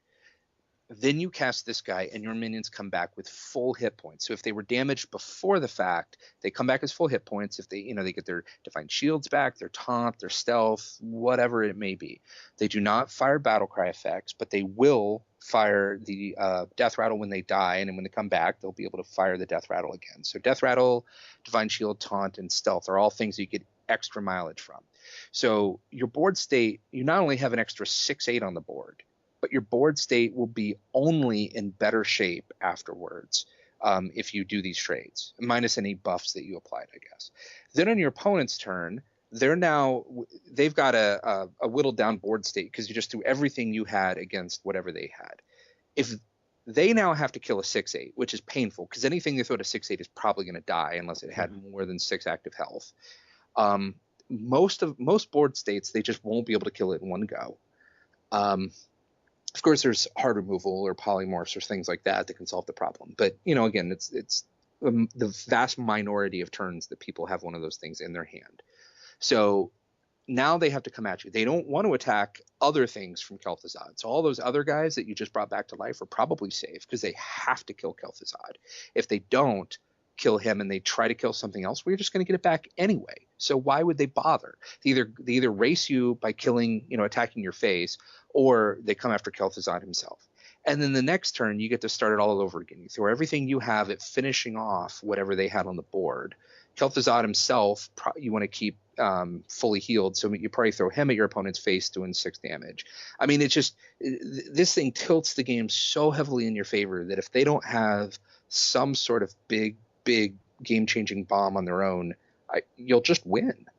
I just don't see any other way around it.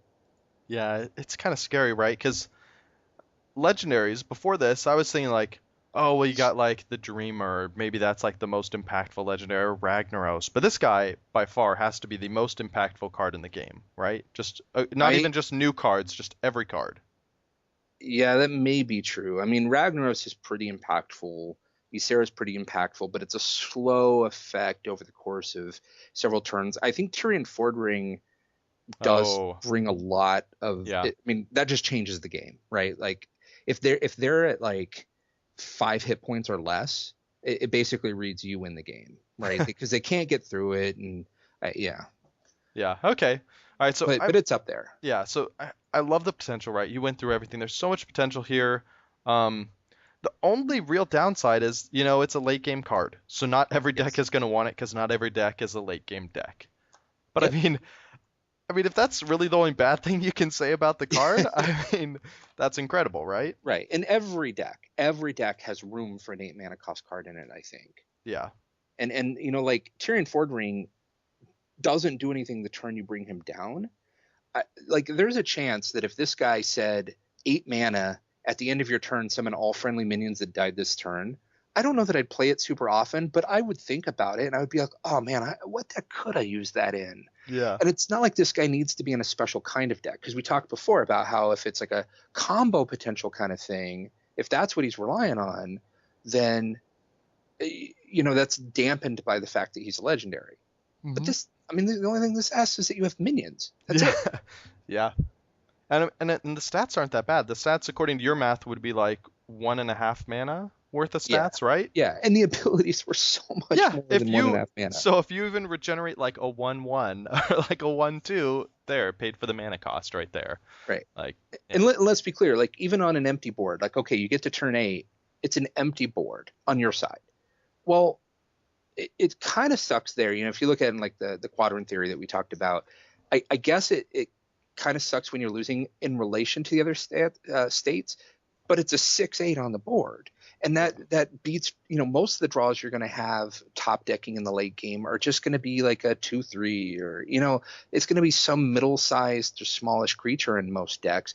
This thing is at least a huge body that if they don't take out that turn, they're going to start having trouble with over the next couple turns. Yeah. So this is a phenomenally amazing and strongly impactful card. And okay. So I gotta ask, Scott.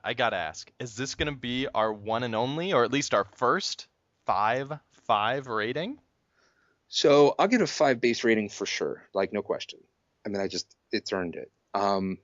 Looking simply at what is the combo potential that it has, I guess. I mean, it's hard to say what the combo is. I mean, to me, the combo is getting things above and beyond just like normal vanilla creatures, and so that means like, death rattle creatures can fire multiple times every time you bring them back. You can get lots of divine shield, taunt, and stealth off this thing. To me, I count just his base effect as a combo. He is bringing things back to life. That alone is a combo to me. Yeah. So I mean, just having other minions. Yeah, I guess that's probably about as good as you can get. Because he's comboing with literally any minion in the game and getting value out of it.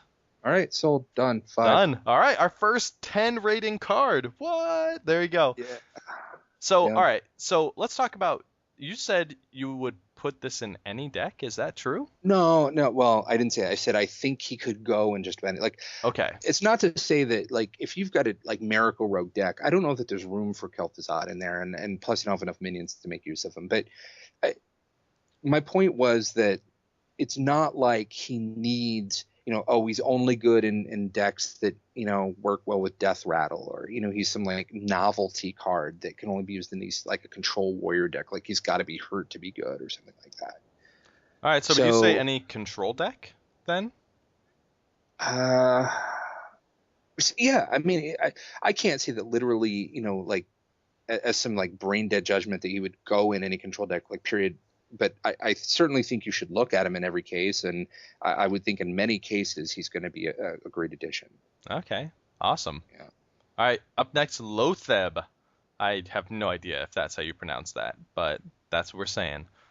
He is a 5-cost, 5/5, like your Stranglethorn Tiger, but instead of getting stealth, he gets Battle Cry. Enemy spells cost 5 more next turn.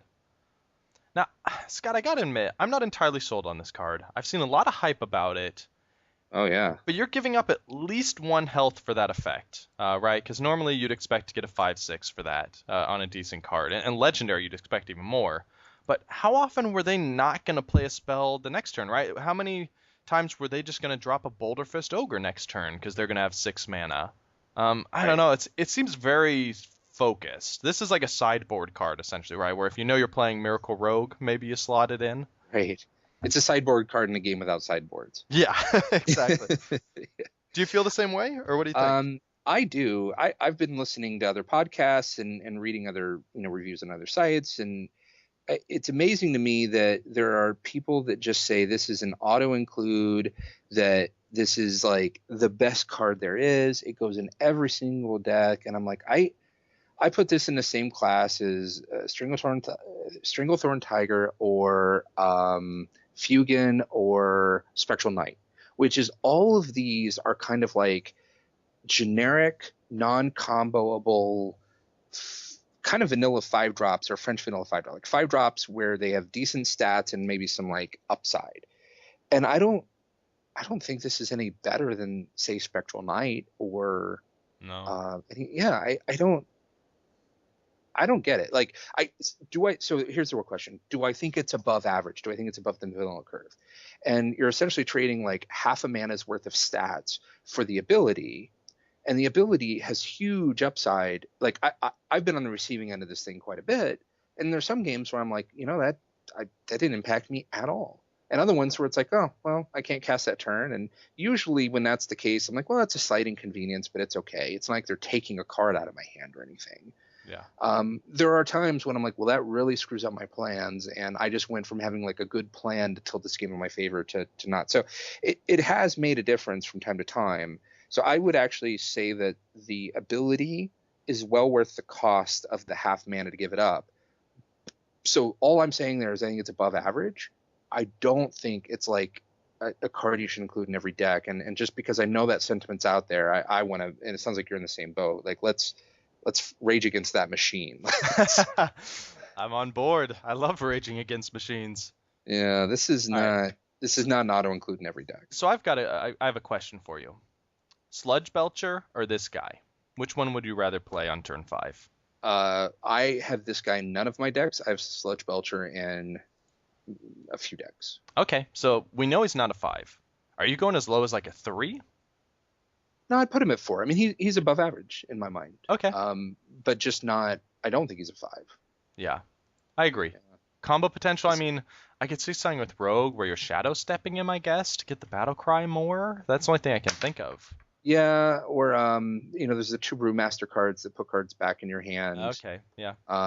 That I will say, if you can somehow, I mean, I don't know in what world you're casting a 5-cost guy turn after turn after turn, like how that's great for you. But I mean, I can see if you have this effect in play, like 3 turns in a row, that your opponent, and especially some decks, can really start to get hampered. Yeah. But I don't know. Even then, it's still just against some decks. Correct. Against spell-heavy decks, yeah. I mean, minion-heavy decks are largely unaffected. I mean, combo potential, I'd say a 1. Yeah. Yeah, that seems right. All right. Yep. Next up. Hopefully better than that one. What do we got? Yeah, my Exna. So 6 mana cost, 2/8. So on the vanilla scale, not great, and in fact below the vanilla scale. Destroy any minion damaged by this minion. Okay, so that's interesting, and that kind of screws up the math a little bit, because for 6 mana, the vanilla creature to compare it to is Boulder Fist Ogre. Yeah. So this has 1 more health than that.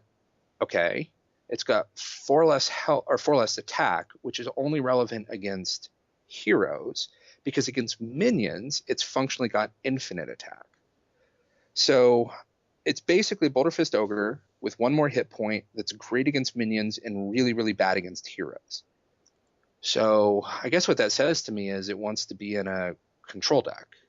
Yeah. Because it's all about killing your opposing creatures and less so about attacking. Yeah.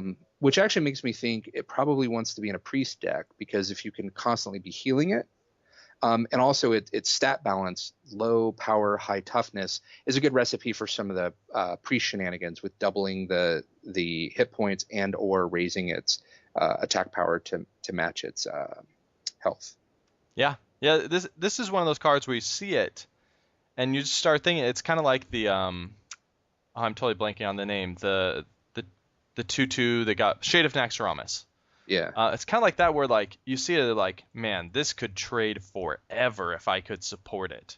Right? Like it could just go for days and days. But yeah, I hadn't even thought about the damage to hero penalty, because I just see that, I go, oh, it destroys any minute. Oh, it has infinite attack. That's great. It's way better than a Boulder Fist Ogre. But you're right. That is a bummer. I mean, it is susceptible to silence as well. It suddenly becomes a way bummer of a minion if it gets silenced. You paid 6 mana for a 2/8. Eek. Bad call.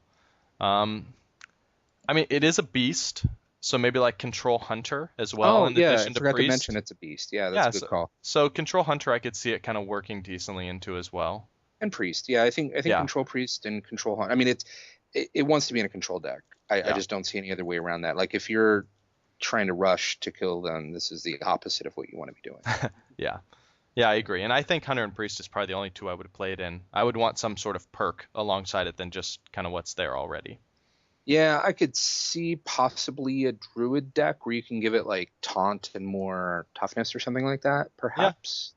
Yeah. Okay. All right, so I don't know. I feel pretty good giving it a 3. Like it feels average. Yeah, I mean, I think it's right there with Boulder Fist Ogre, which I would put on the high end of a 3. But I mean, vanilla creatures are, in a way, to me, average. Yeah. Combo potential. I mean, what is it comboing with? I guess heals. Yeah, heals, buffs. The fact that it's a beast is, to me, always worth a point by itself. So I mean, maybe just the 1 for being a beast, and then some other small potential. Yeah, 1 sounds good to me. Oh, and that's the end of our legendaries. Yeah, because we did Stalag. We did Stalag already. Whew. Final All right. stretch, Yeah, class-specific we're cards. getting close. All right, so let's say so far, what is your favorite card? Mm.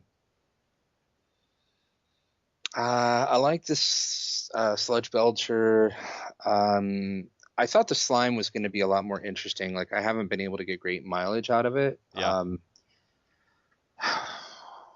I mean, I gotta say, Kel'Thuzad, for some reason, when I looked at it on paper, I just wasn't sure that. I don't know. I playing with it has just far exceeded my expectations. And I guess looking at it now, I'm like, how could I not think that that was amazing? I mean, Yeah. it really is. Yeah, I think the one I was most surprised by was Mad Scientist.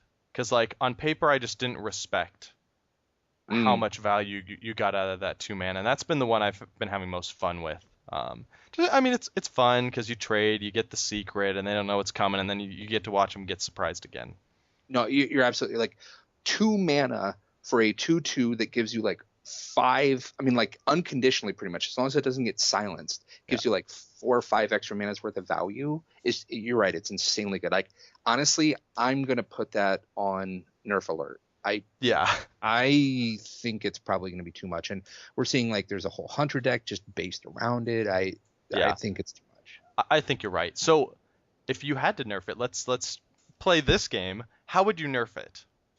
Well, I was gonna say you can make it a 1/2, but that's only taking like half a mana Yeah. away from. I mean, I don't know. I mean, maybe the obvious choice is to put in your hand and not cast it for you. Yeah, that seems like the best one. And honestly, that still is a good card in my opinion. That is still worth playing. I think the community will scream bloody murder and say it's garbage, but I think that's actually closer to being properly balanced. Yeah, because you said drawing a card is 2.5 mana, right? And by my estimation, yes. By yours, and, yeah. Yeah. So I mean, so that's still a great card, and of course, there's still the caveat: secret has to be in your deck, and and you aren't drawing any card; you're drawing a secret, which is sometimes good and sometimes bad. Right. All right, I'm with you on board. I bet that happens too. Yeah. All right, let's get into some class cards because we're on the home stretch. 9 more cards, 1 for each class, and you unlock these cards in Curse of Naxxramas by beating the class challenges. Some obviously more fun and/or challenging than others, but none of them are as hard as the heroic, so you should be able to unlock all of these. Yeah. All right, why don't you take the first one, Scott? What do we got? First up is the Anubar Ambusher. This is a 4 mana 5/5 with the Death Rattle. Return a random friendly minion to your hand when it dies. So the stats are above the vanilla scale or vanilla test, so that's good, right? The Death Rattle, it's hard to tell. Because it's random. You know, even there's those 2 monks, those 2 brewmasters that return cards to your hand, and you don't really see those played too often. And I think what that tells you is returning things to your hand isn't always a benefit. Yeah. And that's targeted. So if it's random, that seems like it's even harder, which would explain it because they've balanced this thing like, since the stats are better than the cost, it implies that the Death Rattle effect is a drawback. So, it's hard to know what to do with this. Certainly the Rogue deck has lots of combo cards, so it can make use of that. Miracle Rogue in particular has lots of shenanigans with like putting stuff out and then either concealing it or putting it back in your hand with Shadow Step. This does kind of play into that strategy. So, I mean, in theory, if you've got this on the board, Leroy Jenkins is your only other card. You can play that, attack with the Leroy, and then purposefully sacrifice this thing to put the Leroy back in your hand. So I can see how some decks may be able to make use of it, but I haven't personally seen anything yet that's just like nailed it of how to get value out of this. Yeah, because even in that situation, like, sure, you got Leroy a second time, but you wasted 5 attack by trading to kill this guy. Like, it's so weird. I mean, I think it's very telling. We keep referencing these little pie charts on Hearthstone, which is actually very interesting. I highly recommend people go check it out if they're interested in certain cards. But this is the first card I've seen in a long time where the number 1 type of deck, they do types as well, like control, aggro, combo. The biggest chunk for this one is Theorycraft. Like Yeah. this is the card, like you said, where you're thinking about like, oh, can I make it work? Can I make it work? But nobody's really finding a way to make it work because it's Right. so low in all the real decks. But it's being used in Theorycraft. Yeah, it's one of those cards that it seems cool and you want to make it work, but that randomness is just so hard. Yeah. Yeah. So, I mean, if you knew that every minion in your deck had combo or battle cry or something like that, if that was just a good deck anyway, then this could amplify that synergy. And pray to God you don't face a Narrowbar Web Lord. Right. Yeah. So I gave this a base rating of 2, even though its stats are above par, just because the death rattle seems like a slight negative. Although, that I guess remains to be proven out. And combo potentially put as 1. Other than just Battlecry or combo effects, I don't know how to make this thing combo. Yeah, it's so hard because oftentimes, not oftentimes, but you're just as likely to bounce something to your hand that you don't want. I don't know. I'll agree. Base rating 2 is good because I think a lot of times, especially in like arena, this guy will die when he's the only thing on your side of the board, so it's fine. I mean, then it's almost like the death rattle didn't even happen, so that works fine. Yeah, 2 and 1. I'm on board. All right. This next one, Avenge. This one perplexed me for a little bit, but Scott helped me understand it, so we'll help you guys understand it too, in case you're as dumb as me. This is a 1-cost paladin spell. It's a secret. When one of your minions dies, give a random friendly minion, random again, +3/+2, which is crazy good stats for 1 cost. I mean, it can proc when there's nothing to use it on, right? So it can be wasted. Secrets can't be procced on your turn also, this is what perplexed me at first. This is a new rule Scott was telling me. It happened in the game about 3 months ago, so if you came back for Naxxramas, you might be confused by this too. I kept trying to trade my 1/1 tokens to proc this thing and put it on other things, and it wasn't happening. And it's just because secrets can't happen on your turn. So I mean, that's just like another negative on it. In almost all cases outside of taunt, your opponent will always get to choose what creature this is going to go on or which creatures it's not going to go on by killing that one first. I just don't really like cards that puts the choice in my opponent's hand, Yeah. I will say that the paladins are starting to get enough secrets that you don't necessarily know what they are. You got Noble Sacrifice out there, you've got Avenge, and then I and some other people rock Redemption. So there are 3, and it's hard to poke around the edges at those to know like which one it is. I guess you could attack for the face to figure out if it's going to be Noble Sacrifice or not, but you don't know if it's Redemption or Avenge because they have the exact same trigger, which is that a minion dies. Yeah. And I guess it is worth noting here that Avenge is a little safer than it sounds like, because secrets for the most part are smart and they won't fire if they can't have their effect go to good use. So with Avenge, you have to have 2 minions on the board. You have to have one of them die and not at the same time, and another one like survive to get the buff. Oh, so it won't do it if you only have one and he's killed? My understanding is that it will not like ruin itself if like they clear your board with AoE or something, that it will stick around until. Now, that's not to say that you'll even have a opportunity come up in the game, but most games you will, where something dies and then you have something else on the board. Yeah. And Paladin's a good deck for that because you got all these 1/1s that you can summon. That is true. And Divine Shield, and I mean, like my deck, I always have things living. That's what the deck does. Yeah, that is very true. And this this helps. Okay, so you're running this in your Paladin survival deck. So I want to try it in there. I have not tried it yet because I've been experimenting with some other decks and playing some arena. But yeah, I am going to try it in there. I'll probably take that to casual first rather than ranked.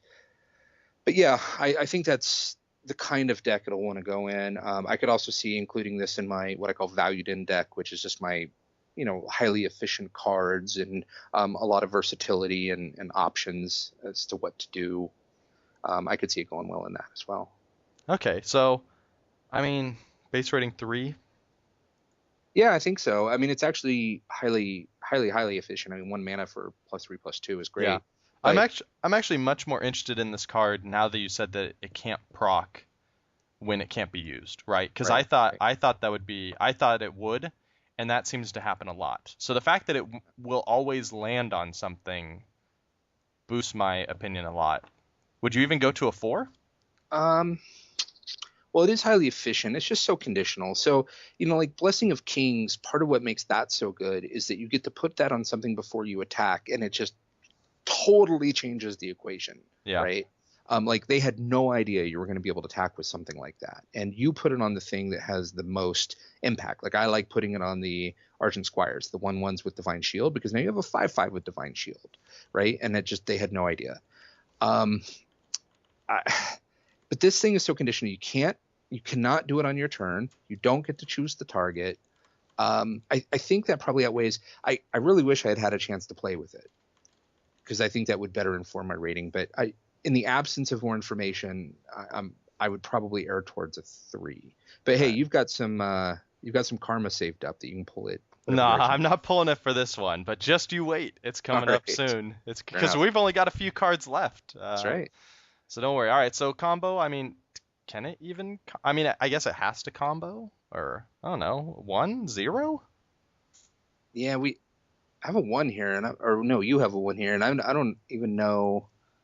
Boom, it's a 0 now. 0 yeah, because combo. I'm not sure what it would combo with. Yeah, I mean, the only thing I saw people talking about was, you could combo it with what's the 2/1 guy when they attack the other Paladin secret? That summons a 2/1.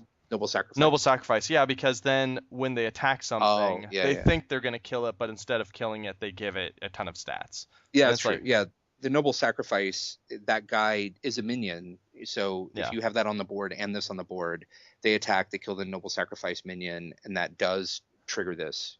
Yeah. But and also the there are some secret cards that it can synergize with. So I guess that's better than a 0, right? Because the Mad Scientist. Yeah. That's true. Yeah. And stuff like Redemption, I mean, you could bring something back and then give it stats. I don't know if that would work. In theory, that would work. And there's one of the neutral minions. I think it's like +2 attack or +2 health or something every time. Yeah. I never play that card, but it gets better with secrets. Yeah. Secret Keeper. Secret Keeper. Yeah. All right. Next. Dark Cultist, 3 mana for a 3/4, which right there is just dead on the vanilla curve. And in fact, there are no vanilla creatures that are 3 mana for 3/4s, but I think they would be played if they were. And this one has an upside. Death Rattle, give a random friendly minion +3 health. So this is a priest card. I hope we've been saying as we go which class this is for, but this is for priest. Mm-hmm. So yeah, that's a clear upside and seems great. Boom. Calling in the favor, Scott. This is easily the best class card in this new set. Class card, right? I'm not saying this is a Kel'Thuzad. So awesome vanilla stats. Like you said, there's no other vanilla minion that fits this slot.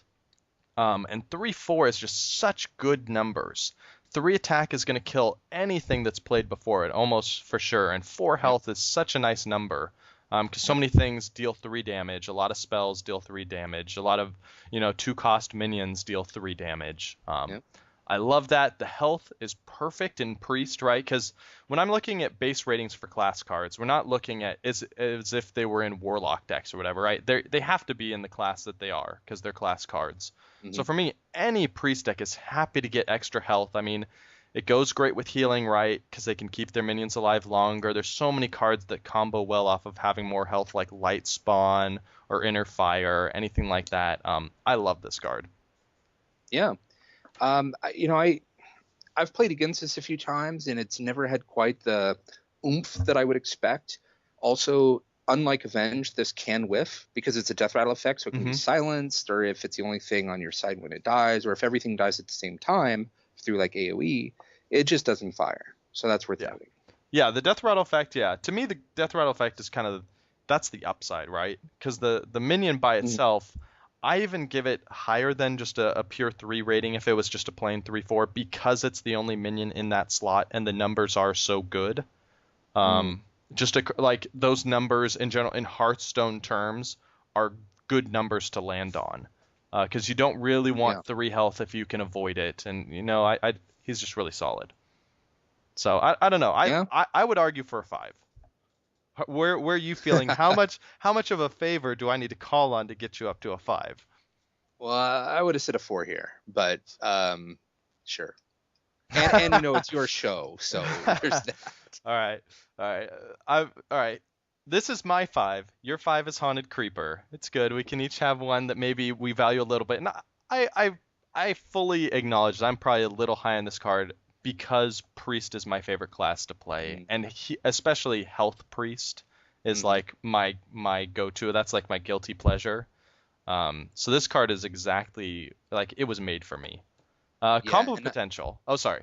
Yeah, well, just in that Priest deck, you're right, that because health and healing are the big themes, and with when you start talking about doubling health, or light spawn, or that gets attacked for free when it gets health, or even inner fire. I mean, like, this fits right into the core class synergy. So things that expand and complement that core class synergy, I think there's a lot there.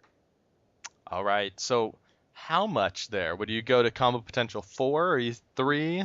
Because there is a lot of, because we're saying combo potential inside of the Priest deck that wants this, Yeah, I probably would have said a 3, but with the class, I mean, you're right. This is the class for that, right? And it just, especially if the potential, like if what you're playing is like a health shenanigans deck, well, this is like the perfect card for a health shenanigans deck. It's a good card anyway. It's above average. Yeah. And it gets even better when it's synergized with all that health stuff. So yeah.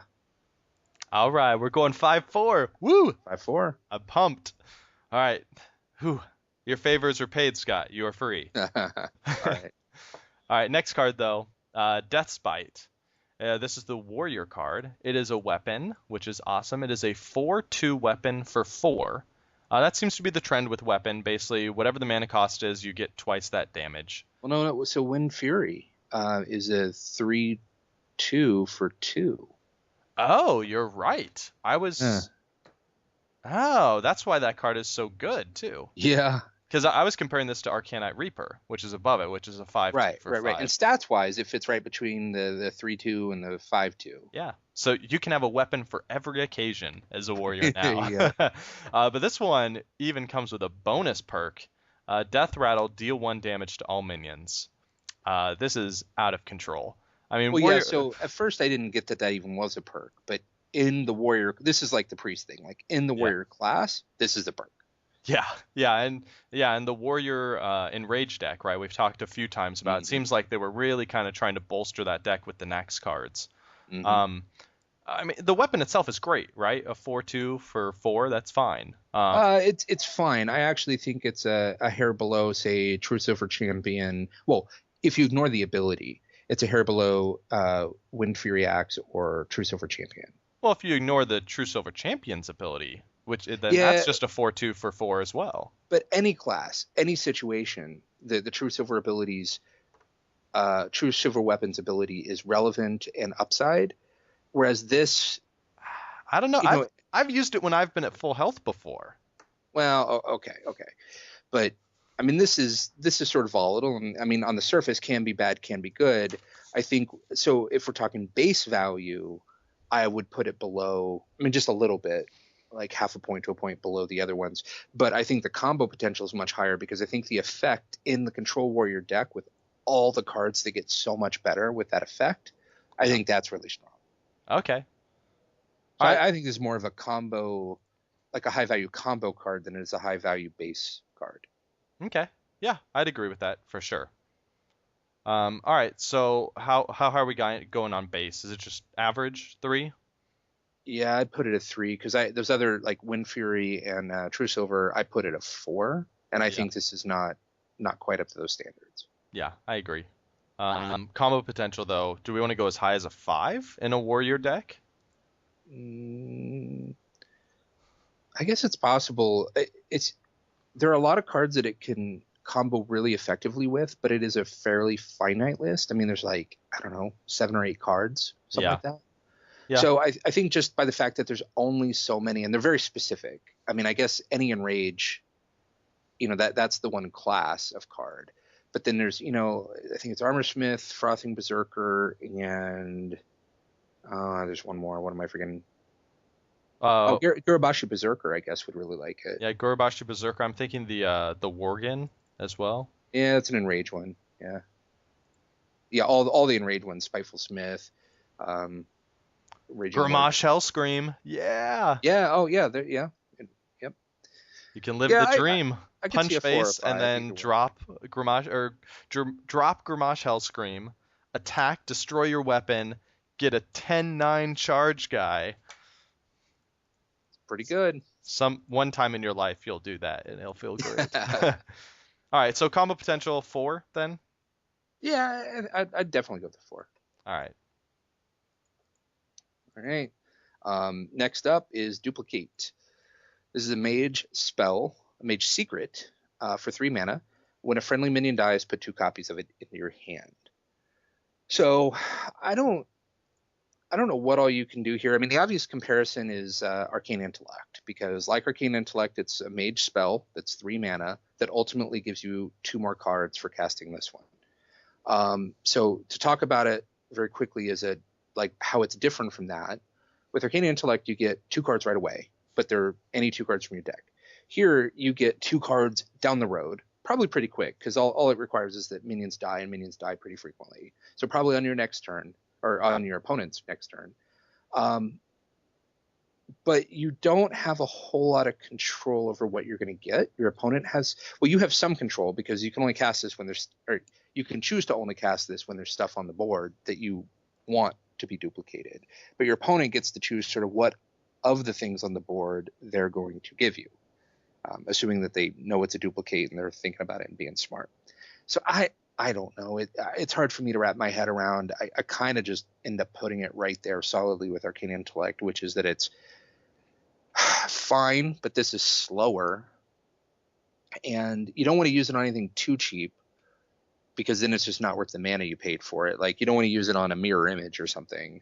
Yeah. Because then you get 2 copies of a mirror image, but you paid 3 for it, where it only cost 1 for that spell in the first place. And you don't want to cast it on any high-end legendaries unless the game's going really long, because you just won't have the mana to cast it.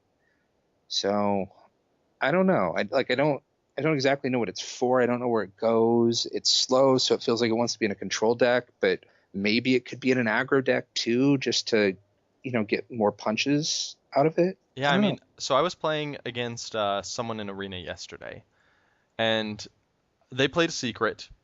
I had to kill their water elemental. I don't remember why. So I killed their water elemental, and so they got 2 copies of it. And the game went on for probably 6 more turns, and they just never had a chance to even play the cards, because they were too expensive, and they were dropping other things because we were going late game. So, I mean, at that point, he didn't even get anything out of the duplicate. Yeah. But yeah, it is really weird. It feels like, I guess it's good for like mid-game trades, and you can just throw more bodies on the board.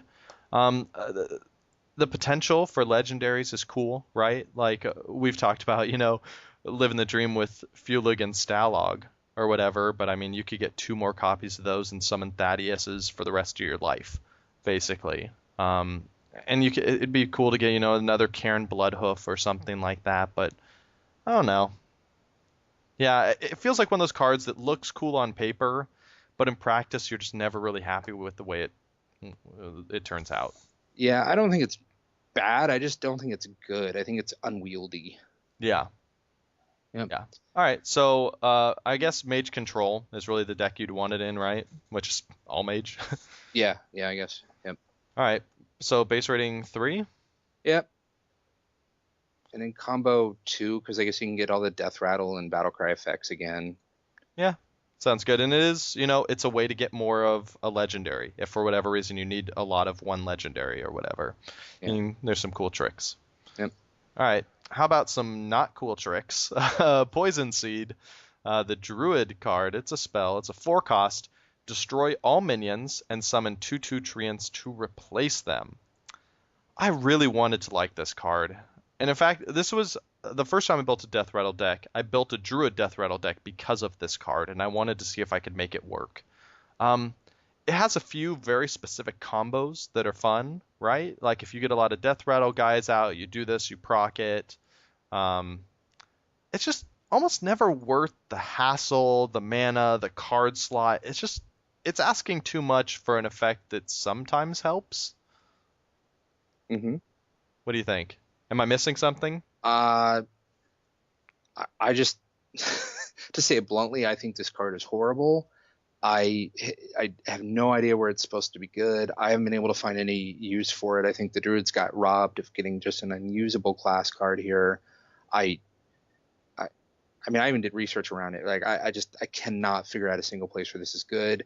Anytime I see people using it, I'm like, asking myself, did they figure something out, or is this really going to be as bad for them as I think? And it's always as bad for them as I think it is. Like, it's never, ever good. Yeah, like the best combo I've seen, and this isn't a great combo, right, is Soul of the Forest plus this, right? Because then you get tons of 2/2s. But then it's like, you paid 8 mana and 2 cards. Why didn't you just drop a Kel'Thuzad? Like, that would have just been better all around. Well, no, so, how many mana is this? This is 4 mana. Yeah, so the other one's 6 mana. You paid 10 mana for that combo. Soul of the Forest is only 4.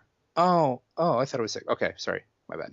Yeah, Force of Nature is the one that summons 2/2 treants with charge. Soul of the Forest gives all your minions Death Rattle, summon a 2/2 treant. Oh, so that's what I was saying. Yeah, okay, so then you could get like double the 2/2 treants out of it, right?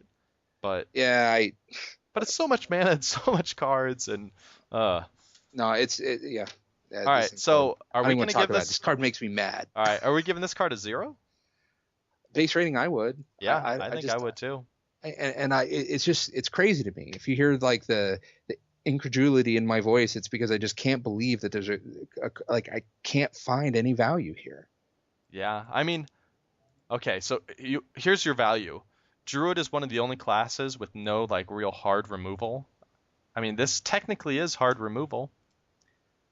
Well, yeah, I guess. I mean, so the problem is if you're down on the number of minions, you're still down on the number of minions. Yeah. And so I guess if you're playing all small things and they were playing all big things, then this can really help equalize that state. And Druid is known for playing lots of small minions.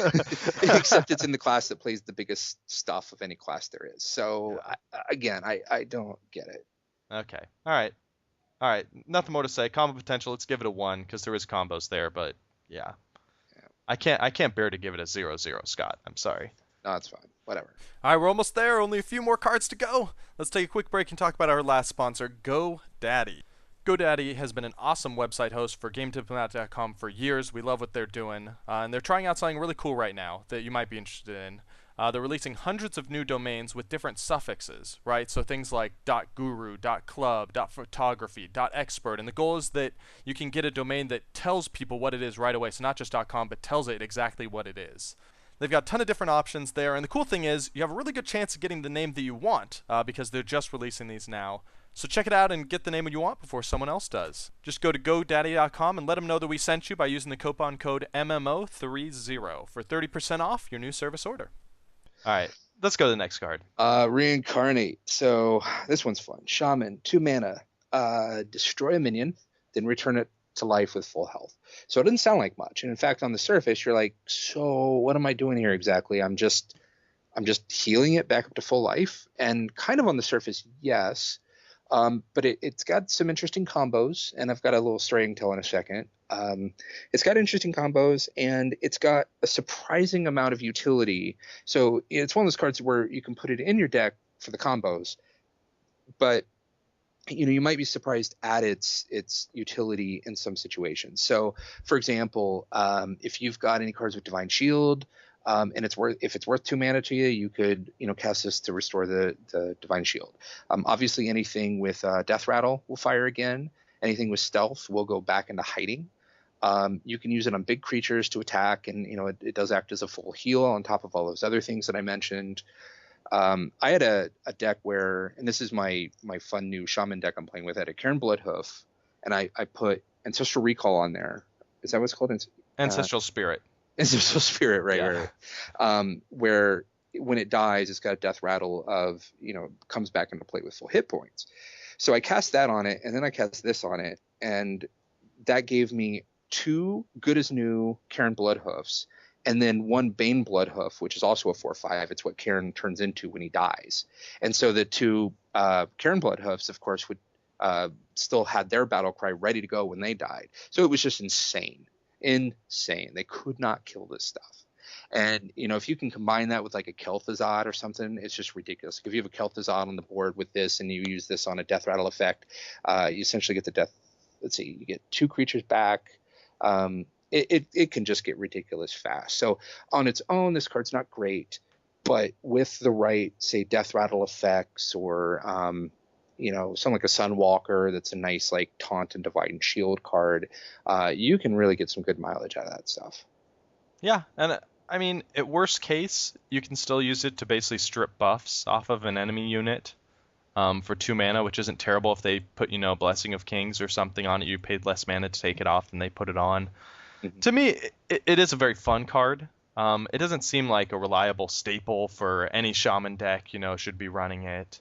I don't know. It's fun combos, right? I don't know if I would expect it to be efficient, but I would expect it to be fun. Yeah. No, and it is fun, actually. This is a very fun card in a deck with things that it can combo with. Yeah. I like it. Oh, want to combo it? Here we go with Fugan again. You're going to get multiple Thaddeus. What? Yeah. As long as his brother or whatever died first, then yeah, absolutely. Okay. All right. Yep. So what base rating are you looking at? I said 2, which actually may seem on the high side because it doesn't do that much by itself, but it just has a lot of general utility and I don't know. Yeah. Maybe even a 1, but no, I like 2 because I think you said earlier you'd be surprised by how much utility there is. Yeah. And just listening to your examples, I already am pretty surprised because I haven't played with this card very much. Oh yeah, and by the way, if you can use this on your opponent's stuff too, and you normally wouldn't want to, but if somebody's played like a Void Terror or put a Blessing of Kings on something, this kind of acts like a silence against any buffs that your opponent has put on something. You could actually probably use this against like Deathlord, right? And get a free summoned minion? Yes, you absolutely can. It would bring it up to full hit points. And Dancing Swords, you get to draw a card. And as long as you don't mind healing it, you get that whole benefit. It's a good point. That'd be fun. Cool. Yeah. All right, so combo potential, I mean, it seems crazy high, right? Yeah. I gave it a 4. 4? I'm on board. Cool. All right, two more cards. This is my last card. Shed a tear. Oh man, I got this card for my last one. Void Caller. 4 mana, 3/4. It's the Warlock card. It was designed to make sure that Warlocks become less powerful in the meta than they currently were because they were dominating. Death Rattle. Put a random demon from your hand into the battlefield. I mean, it's just to make sure that it couldn't. I think this card was built to make sure that it couldn't be played in the current popular Warlock decks like Zoo. Mm-hmm. I really want to play a Warlock Demon deck. It's actually the first deck that I built after Naxx came out. Once I got this, it's like, okay, I got this guy. I've always wanted to play a Warlock Demon deck. I think those cards are fun. I really try to, but it's just not competitive. And it's barely even fun because you're having to run stuff like Succubus where you're throwing your cards away for not even great value. I don't know. I really want to like this card, but it has. I mean, the fact that Demon has to be in your hand also is just such a huge penalty. There's so much stuff like imagine if the Secrets guy wasn't take it from your deck and put it into the battlefield. What if it is take it from your hand and put it into the battlefield? Suddenly it's way worse. You have to rely on having that in your hand and not playing it because you want to proc the effect. Like, ugh. Yeah. What do you think? I don't think this guy's very good. He's below the vanilla curve, and that's because his ability is supposed to be good, and it's highly conditional. And it requires you playing with a lot of cards that I at least am not particularly interested in playing with. And there are a few that are good, but if you're only playing with the really good ones, then the deck percentage is low. So this feels like another one that's going to grow into itself when there's more cards that come out. Because I feel like Zoo Warlock isn't what Blizzard intended the Warlock class to be, and I think this is trying to accentuate what they wanted the class to focus on. Yeah. And I expect that to be developed more in future expansions, at which point this guy will be better. Yeah, I think you're right. One interesting part I think you mentioned actually in the last show was being able to avoid the casting cost of demons is actually, it's more than just mana, right? Mm-hmm. You're not just, I avoided 3 mana for my Succubus. You avoided discarding 2 cards as well. Right, because things do not trigger Battlecry when they come into effect or come into play like this way. Right. So I think that is probably deceptively powerful, but it is still in your hand, and random. Just Yeah. huge drawbacks. So I mean, Warlock Demon deck, mid game maybe. Like that was my best luck with a Demon Warlock deck, was trying to go for a mid game win. But even then, I mean, can we give this guy a 1? It's just not good. Done. All right, combo though. I mean, combo I guess is where all of his value is. 3, it's average. Yeah, I mean, with every Warlock Demon, and Yeah. I mean, I think that's what Blizzard wants these decks to want to do. Yeah. All right. Yeah. Cool. All right, what's your last one, Scott? Web Spinner. This is a Woo. 1/1 for 1 mana. It is a beast. Oh, It- Scott, I almost forgot. We need a card of the week this episode. This is it. Web Spinner's now going to be card of the week because it's the last card, and I just remembered. Sing. all right. What? You sing. No, you sang last time, so you have to sing again because all right. he sang for the recording last time when I genuinely surprised him. But go ahead, Scott. Well, I'd forgotten again, so I'm surprised again. Card of the week. Card of the week. Solid. I like it. All right. Not as good as your last one where you actually did singing and dancing and had a full orchestra in the background, but this one Right. was good. It's too On bad moments, that though. got lost when the hard drive crashed. Yeah. All right, so Web Spinner 1/1 for 1, which for vanilla stats is not very good, but with the Death Rattle, add a random beast card to your hand. So, and this guy is a beast too. So, yeah, it's interesting. The card you're gonna get is a random minion, which means it could be awesome. Could be like a King Crush, or it could be like a Savannah, Savannah Prowler, is that what it's called? Savannah Yeah. Highmane, something like that. Savannah Highmane. Yeah. Yeah, Savannah Highmane, which is a great card. It could be a buzzard or a hyena, which are pretty good. It could also be an angry chicken, or it could be a Captain's Parrot, which I've gotten before. Yep. So it runs the gamut. I feel like more often than not, you get a good and desirable card out of there, especially because some of those, like, this is a beast, you're going to draw a beast, and then some of the beasts that you're going to draw are actually beast synergy cards that you would want more than 2 of anyway. Yeah. Like the hyena or the those kind of Timberwolf. things. Yeah, any of those. So I think this thing is unassuming and it doesn't look like much. I also think it should go in basically every hunter deck because I think this is a solid turn 1 play. Yeah. Every think time. so. And I think that, the 2.5, I would say 2.5 mana for a card. It's a little different when it replaces itself. But I think this thing is deceptively good. I think it doesn't look like it's as good as it is, and it's hard to explain why it's as good as it is, but it is good. I'm going to tell you why it's good, Scott. Please do. Because it's so fun. It is fun. Because I love, because you know how I'm totally blank on the name, the Hunter one, summon a random beast? Like, that's actually, Yeah. that's actually like summon one of 4 random beasts, right? That aren't real cards. But this one actually gives you any beast in the whole game. It doesn't even have to be like a beast that you own or a beast that's in your deck. Actually, when I was fighting the big dragon, which I think was Syndragosa, but you called her something else earlier today. Saffron. Saffron, okay. So when I was fighting Saffron, I was using my hunter deck, and I top decked this, and it gave me King Crush, which I don't own and I've never owned. So I was just excited to be able to play King Crush, right? Because you get that cool effect where it's like boom, boom, Yeah. roar. Like, I love this card. I think it's very efficient. Just like if I was being just by the books, this is a good card in a hunter deck. But I like it because I have more fun when I play with this card in my hunter deck, and it's good, right? So it's not like, well, I'm having more fun, but I'm losing more games. I'll win just as many games and have more fun. I'm sold. Yeah. One thing worth noting is while it can summon any beast card, it won't summon, let's say, a beast token. So any card that only comes, like if it's a card that you can own and include in a deck, then it's eligible. If it's a beast card that only comes into play as a side effect of another card doing its thing, then it's not eligible. Which is actually probably a good thing, right? Because most of those those tokens are all pretty small. weak. Yeah. Yeah, I mean, like, the Hymen Prowler's got 2/2 hyenas. Yeah, 2/2s, and those are like, I think, the best ones. Wait the a rest second. of them are like 1/1s. Time out. Is that a reference to Lion King? Did I just totally miss that? Oh, is it? Because Lion King, dude, the giant lion, Simba's dad, gets killed by Scar, and he's surrounded by hyenas who help him plot it. And when this giant lion dies, 2 hyenas come out. Oh, yeah. Dude, that's got to be a Lion King reference. Yeah, okay. Sorry, it just hit me. Yeah, funny. I never thought about that. All right, so it's going in every single hunter deck, right? We would recommend. Yeah, I mean, I guess if your deck is so tight and you don't have room for it, then, fine. But it seems very solid to me. And, I'm not sure what hunter deck doesn't want more beasts. And plus, it's just fun. Like, Yeah. if you have a heart, you'll be playing with this guy. You'll be playing with it. All right, so hit us with the last 2 ratings.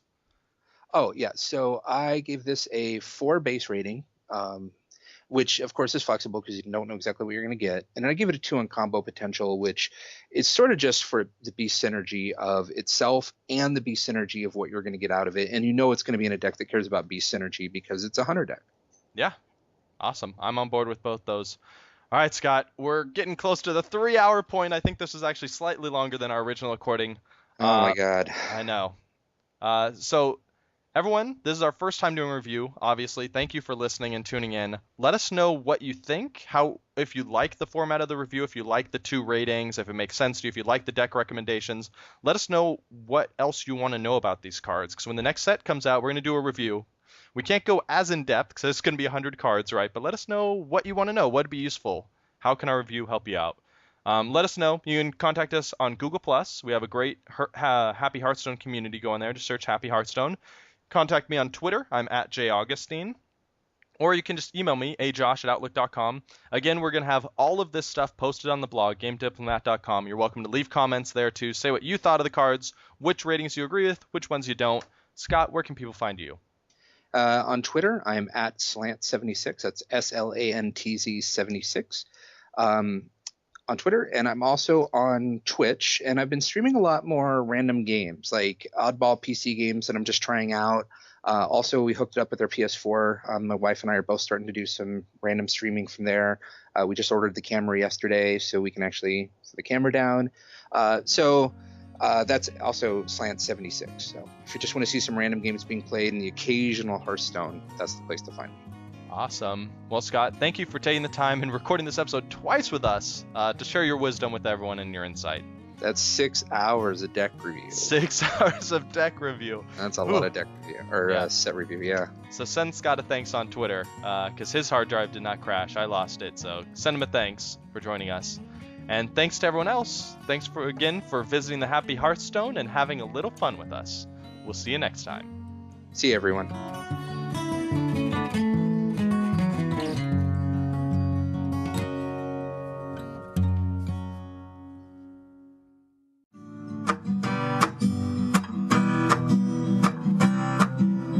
Thanks for watching the video, everybody. Don't forget to check out all the other podcasts at MMOreporter.com or by clicking on any of the links here.